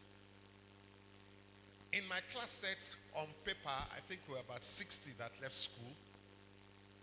When we celebrated our 40th a few years ago, we managed to have gotten to about 50 people. But by the time we're celebrating our 50th, think we reached out to as many of about 35 people. And out of the 35, how many of us attended our last meeting, which was just only on Sunday? Only 10 of us. So it's not about the numbers, but it's about what to share. So we consistently have an average of 15, 17. On a bad meeting day, it will be 10, like we did. But the 2-3 hours that we spend together is always purposeful. So, no matter what you set out to do, it is important to find the people who are bonded. It is only when people are bonded that you then get results. And that's what I'm going to challenge our class set leaders. So, how do we begin to bridge the gap so that we can become impactful as a group? I have 4 C's to share with you. One is to connect, which we talked about, build relationships, bond with people, commit to your class set. Commit. A sense of responsibility. Collaborate. Pool resources together. If one of my classmates owned 60 million naira and said, let's build a tennis court, the 60 million wouldn't have built the tennis court because it would have meant that some other people will run around to build the court. Is that not so? So there's sometimes there's money, but there's also other things that can be done. I will also share something with you that one of my classmates who worked with us on the project, a little bit financially indisposed, but he said, look, I don't have money to give you, but I have time to come and supervise. When we took the report of the committee on Sunday to close that project, he was singled out for his effort. In fact, what we did was to recognize his effort, and we paid his transport fare for coming to supervise. So, that's what collaboration does. And every time I use this opportunity to say, when we're at class gatherings, it's never about who is the richest or the smallest. It's never the one that has the PhD or the one that doesn't. It is the joy of looking back, knowing what you shared, and collaborating to do many things together. Again, our collaboration must be impactful. I want to thank the class sets that were part of the celebration of the 170th anniversary. Adeyelu, where are you? Thank you very much. What did you do? What did you do? You donated books. So here is their class sets, 2,000. They were just playing. And then I insisted that they should hold a meeting. 2 months after, they invited me to the meeting. And at the meeting, I challenged them. I said, you are going to be 25 years of leaving school. 25 eventful years. You can't write the history of 25 years of leaving school without recognizing the impact of this school. And they promised. And they said that they will give back to school. And that's what they did. Donated exercise books to school. But I'm hoping and knowing that next year they're doing something bigger. Abi? Not so. It's our commitment. Yes.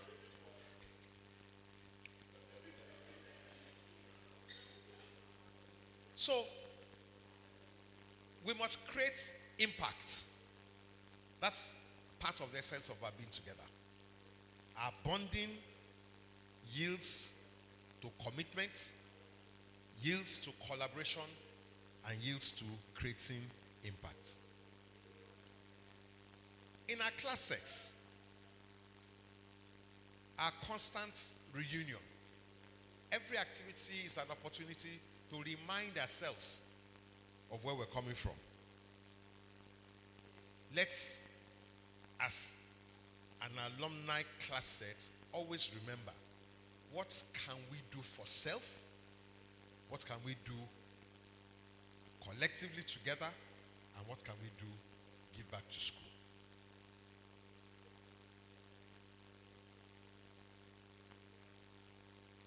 In being impactful, it's not only about school, it's not only about our class set. It's also a lot about what happens in our different homes. And I'm going to charge that a lot of the things that we share, you cannot bond with people outside if you are not bonded with your family. So please, this is not about discarding the relationships at home. They mean a lot. Bonding starts from the home. Let's focus and pay attention to our families. At work, we must become shining examples. We have it on authority. The Baptist Academy has not produced any products that has been of unknown character in public life. And it is a pride. We often tease and say our upbringing, our training gave us a sense of contentment, gave us a sense of pride, and gave us a sense of operating slightly under the radar. That is what we should maintain. There's no point having the big names and we can't associate with the big names. There are many big names. I say, he came to your school. I know. In fact, you even conveniently say, I think he dropped in SS2.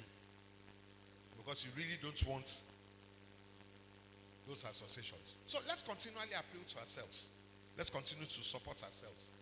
Let's continue to show that ethics, mentorship is strong for us.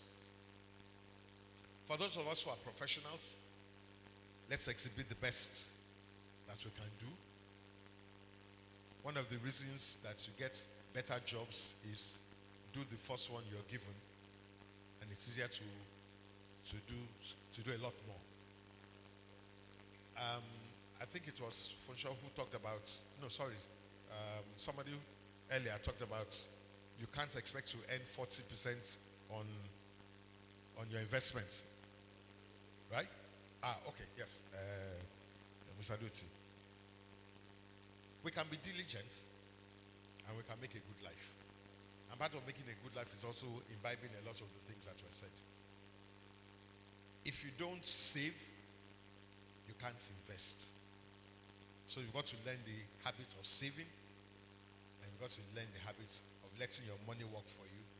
And that's way we can become prosperous. So, bonding is life. Bonding is key. Bonding also makes you vulnerable. So, somebody will misbehave. Somebody will dupe you. Somebody will upset you. That's a risk. But on the whole, bonding makes you a better person. Because you're contributing to somebody and impacting somebody else's life immediately around you, but you're also impacting on the society at large. My charge for us is that In our various class sets, let's mentor the younger alumni groups. I know that this group ends in 19. What's the youngest class group here?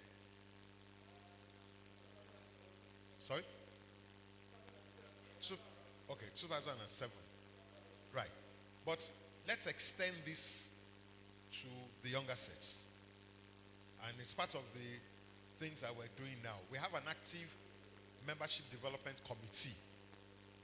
And the essence is to deepen the class involvement, the class set involvement. I know that on our database, 2002, 2005 are the younger sets, right? 7, right. But we need to go further down to 2008, 2010, so that we can bring the other ones up. What will also appeal to them is as if we have programs and activities that will influence them. I'm going to charge you in your class sets, because you guys are the future. Those of us in 74, days and time are numbered. But I say that lightheartedly. I would like us to see that we can organize career clinics. So why can't we have a situation where part of the things we do is one Saturday, just ask all students to bring their CVs, and we can sit down and people are seated like this, and you bring your CV, we'll review it, we'll edit it for you and say, take this and use it to go and conquer the world.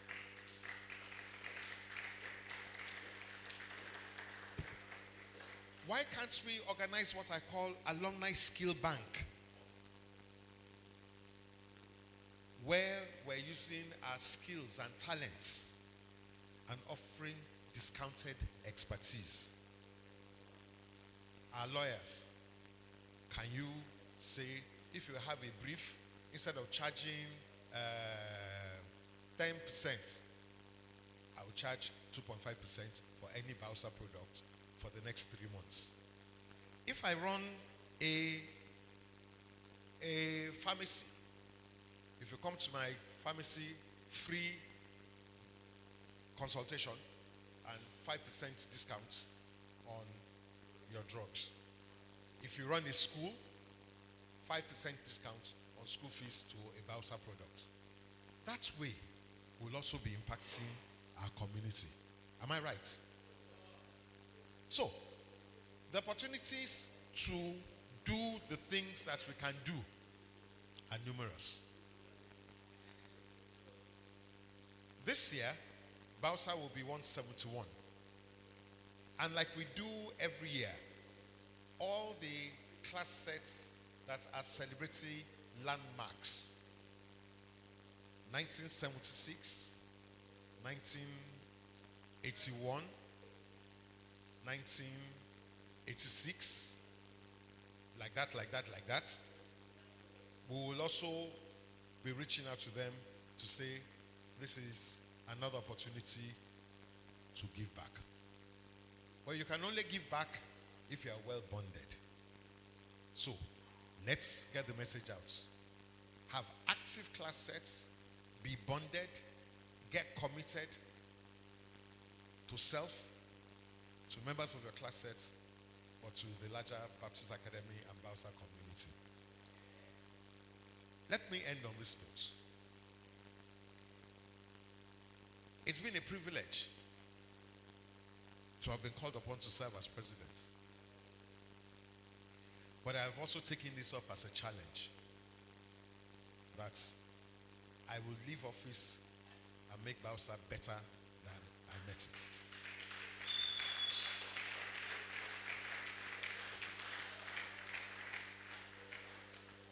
Our accomplishments in 10 months has happened because we have a fantastic neck. And let me use the opportunity to recognize the General Secretary of Bausa, Banji Holmes. Please stand up to be recognized.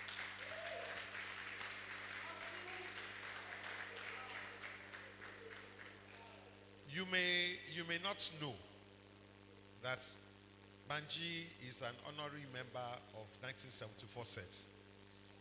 So if there's anybody here that is not is not in 1974 and below, is your senior for this purpose. But I remember and I tease about that, but I'll tell you why. Because it also speaks to the essence of this gathering. Our project for the lawn tennis court spanned about 3 years. And Banji offered his services pro bono. In fact, he was literally project director. Through him, we did this project by direct labor. So I know how much we saved. But because we couldn't pay Banji any consultancy fee, we just decided that, look, come and be a member of our class set. Come and be a member of our class set. But it was really one way to say we thank you for what you have done with us. So, I want to appeal that together, let's take Baptist Academy as school and Bausa to greater heights. Our 170th anniversary was outstanding. The camaraderie that we shared, particularly for those who attended the anniversary dinner at the Marriott, like never happened before. We have become the toast of all the legacy schools. It will be a while before any anniversary dinner will beat what we did last year. We had over 450 paid guests under one roof celebrating this great institution, Baptist Academy. What that has meant is that we have renewed the commitment to support school and to support Bausa. In the coming year, you'll begin to hear a bit more about the Bausa Infrastructure Development Fund, the Bausa Infrastructure Development Commission, which basically is our responsibility to support infrastructure development within the school premises. We have no fewer than 4 old students who are committed to providing infrastructure on the school's facility today. All we're waiting for is approval from the Nigerian Baptist Convention. So there are brighter times ahead. There are good days ahead. But those days will only happen if we all show the commitment that we have started with. I want to thank you. Congratulate the 1998 set for a beautiful time out. And say thank you to you all. God bless you.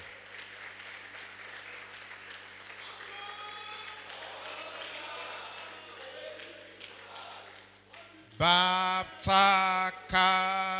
let's yell the words aloud. Baptist, let's yell the words aloud. It's a glorious day. Let's yell the words aloud. It's a victory for school team today. I have just been reliably informed that when I left school, that there happened to have been a popular school song. And I'm determined, and I like one of the speakers said that we learn every day, so it's continuous learning. So Banji is going to come out and lead in this song, because subsequently I'm also going to lead, because I tend to sing all the songs from way back, right? So go ahead.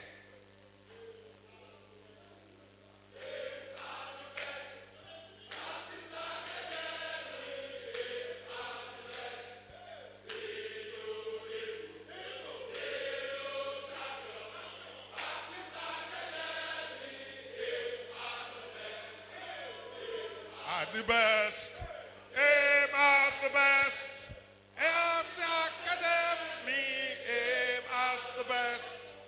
We you ego, be you pardon, Baptist Academy, aim at the best. I say yeah, I say, yeah. What's the matter with the tape? What's the matter with the tape? Who says so? Hands with everybody. So give 3 cheers to the Baptist cars. I say, ra. I say, ra. I say. I say. I say. I say. We are Baptist Academy boys and girls. We are proud of our dear alma mater, where the sweet fellowship we enjoy, where the Spirit of Christ is taught, where the Lord Jesus leads us along. Will be true to the alma mater always. God bless you.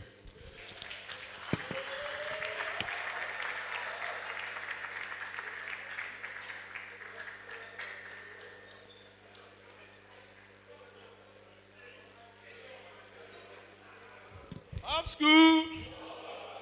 Up school. Up school. I mean, I can't pay fine on your behalf. Okay, thank you very much, gentlemen, sir. I want us to put our hands together once again for him. It's not easy to get him to be available today, but we need to appreciate him for that. And sir, we are not taking this opportunity for granted. We do not take it for granted. And thank you for honoring us with your presence. Very quick one, I want to invite, okay, sir, we were talking about projects and signature projects. I can see that some people in 1998 are already reacting, but we'll be 30 years in 2 years. So that means we need to set up a committee to start planning for our 30 years project. And it has to be a signature project. And I'm fully aware that 96 sets are here. This is their 30 years. So I'm putting them up so that you can put the lights on them. They need to do something that will inspire us that are still coming behind them. So in the light of that, I want to quickly invite set chairman that are available. I've seen Adiyelu 2000, Kwamile 2002, Fusho Ekundayo 1996, 99. I don't know if there's any representative. So me, G, secretary of 2004. Where are you? Are you not the secretary? Please, I want to hear fast, be fast, very fast. So on this other side, I want to invite all the committee members of Masterclass 2026, all members of the present ESCOs, all past ESCOs of 1998 sets. Start moving now. I want to see everybody here. I can see Dr. Shola. Now the founding chairman of the set. I want to see everybody here. Please move fast, move fast, move fast. Moving, fast. All ESCOs members, committee members. I want to see here, please, fast, be very fast.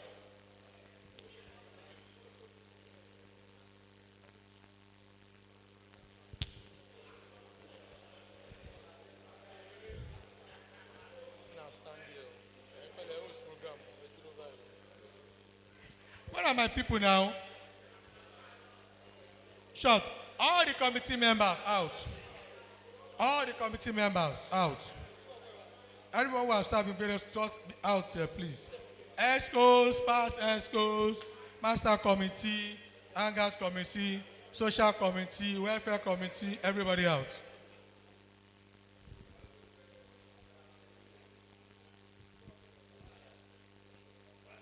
While we were seated, I saw a very good friend, my very, very strong brother, a strong member of the Unilag community, members of the Igbobi College 98 set. He was the former social secretary for Igbobi College 98 set and still very active serving. Should I say popular now? I don't know the right word to use. He's popular. Okay, I know he's popular. What the people say they don't know him. You better know him. He's in this all. So I can take autograph. Well known. Okay. Please, let's put our hands together to recognize my brother, my friend, Shehu Ajidagba. Sign up for recognition, sir. He's a very humble brother, but my very good friend. But we go College 98 sets. You need to know this man, no. But I will not explain why. Just collect his number. That's all. So, on behalf of my generation, our generation, I want to invite the Secretary of Bausa to please do all this honor to present to the current Secretary of Bausa, person of Engineer Banji Holmes. He's actually of the 92 set. 91, sorry. Sir? 91. I cannot wash plates today. I cannot wash amala plate too. Also, we have this token.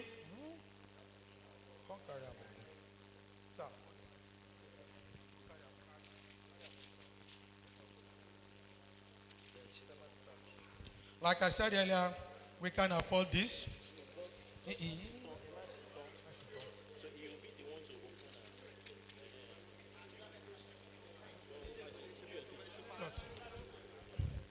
Be fast, like I said, we don't have $500 or $1,000 to pay for such that we have received. And mind you, he has slides he has prepared already. We are going to share them with us. Fine.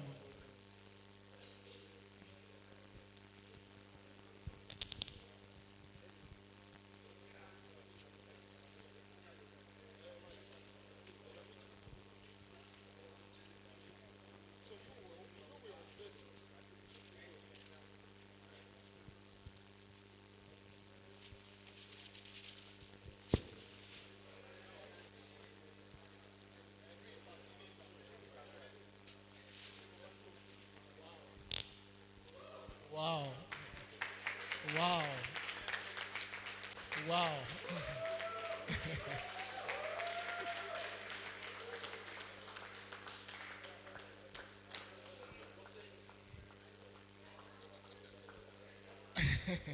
This is, well, we sang a song about Baptist Academy always being like eagles. And just like we all know, eagles don't fly, they soar. This actually represents what we stand for in terms of excellence. And it makes me look forward to becoming the president of Bausa one day. Maybe somebody will give me something like this as well.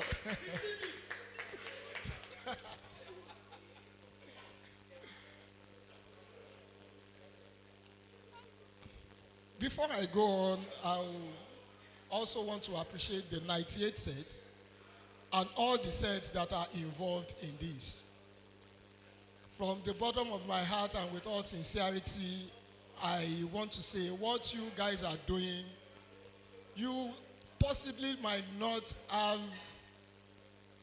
how great it is. And let me say, how do I put it?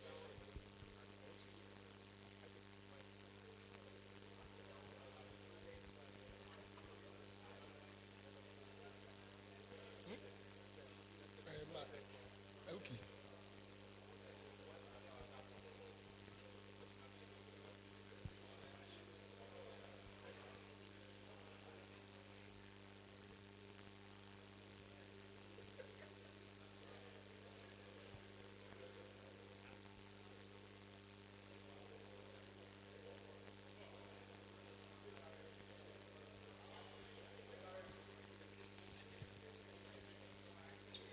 So, as I was saying, I was at last year's edition of the Masterclass.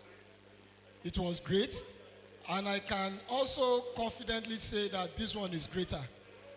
And I believe strongly that the next or the previous ones will be far better than this as well. It's a great honor for me to be called upon to do this presentation. You have tagged it award of honor, but I think it goes beyond that. It's an award of honor, an award of mentorship, an award of leadership, excellence, and excellence. Okay, I've mentioned excellence before. I think, and this is for our president, Mr. Olumide Ajomale, dated this February 7, 2026. Congratulations, not to him alone, but to all the sets that are involved in this and everyone that has made this happen. I pray God will continue to bless you. And on behalf of the 1998 set and the planning committee, it is a great honor to present this to you, sir. And not just this plaque alone, and also, what is this called? A portrait, thank you. And also this portrait. The what? The frameless portrait, okay. And also this portrait. This portrait signifies excellence, signifies honor, signifies leadership and mentorship. I'll also pray for you will not fail us in Jesus' name. You will not fail all those who had confidence in you and who also still have confidence in you that you will take Baosa to a higher ground. And when we move to that higher ground, all of us will be partakers in the great things that will happen, which has already started happening in the mighty name of Jesus. Thank you so much.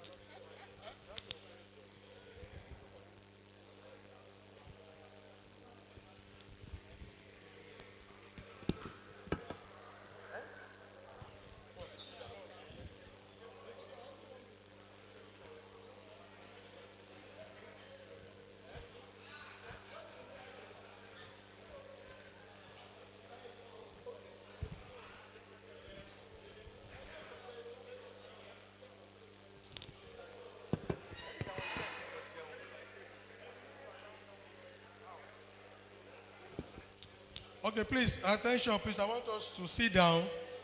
I need our attention for the next 5 minutes. Please, sit down. The escorts will sort us out table by table so that we can go to get our food, please.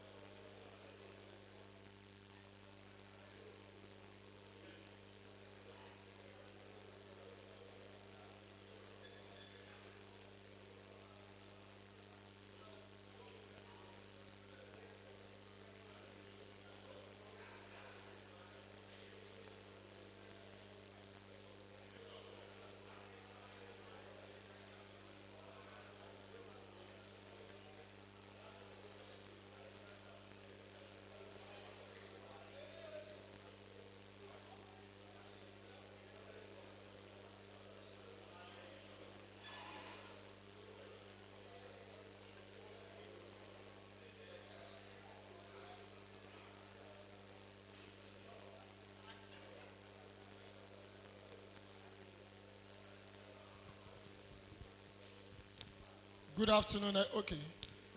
Good afternoon, everyone. BO still wants me to say one or two things.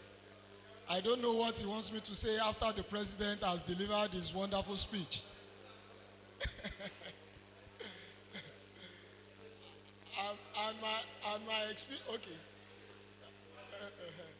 And my experience with the president is that whenever he is done with his speech, English leaves the stage with him. And that leaves whoever comes after him with almost nothing to say again. So, but he wants me to say, I will just go ahead and maybe in the next 3 or 4 minutes, just encourage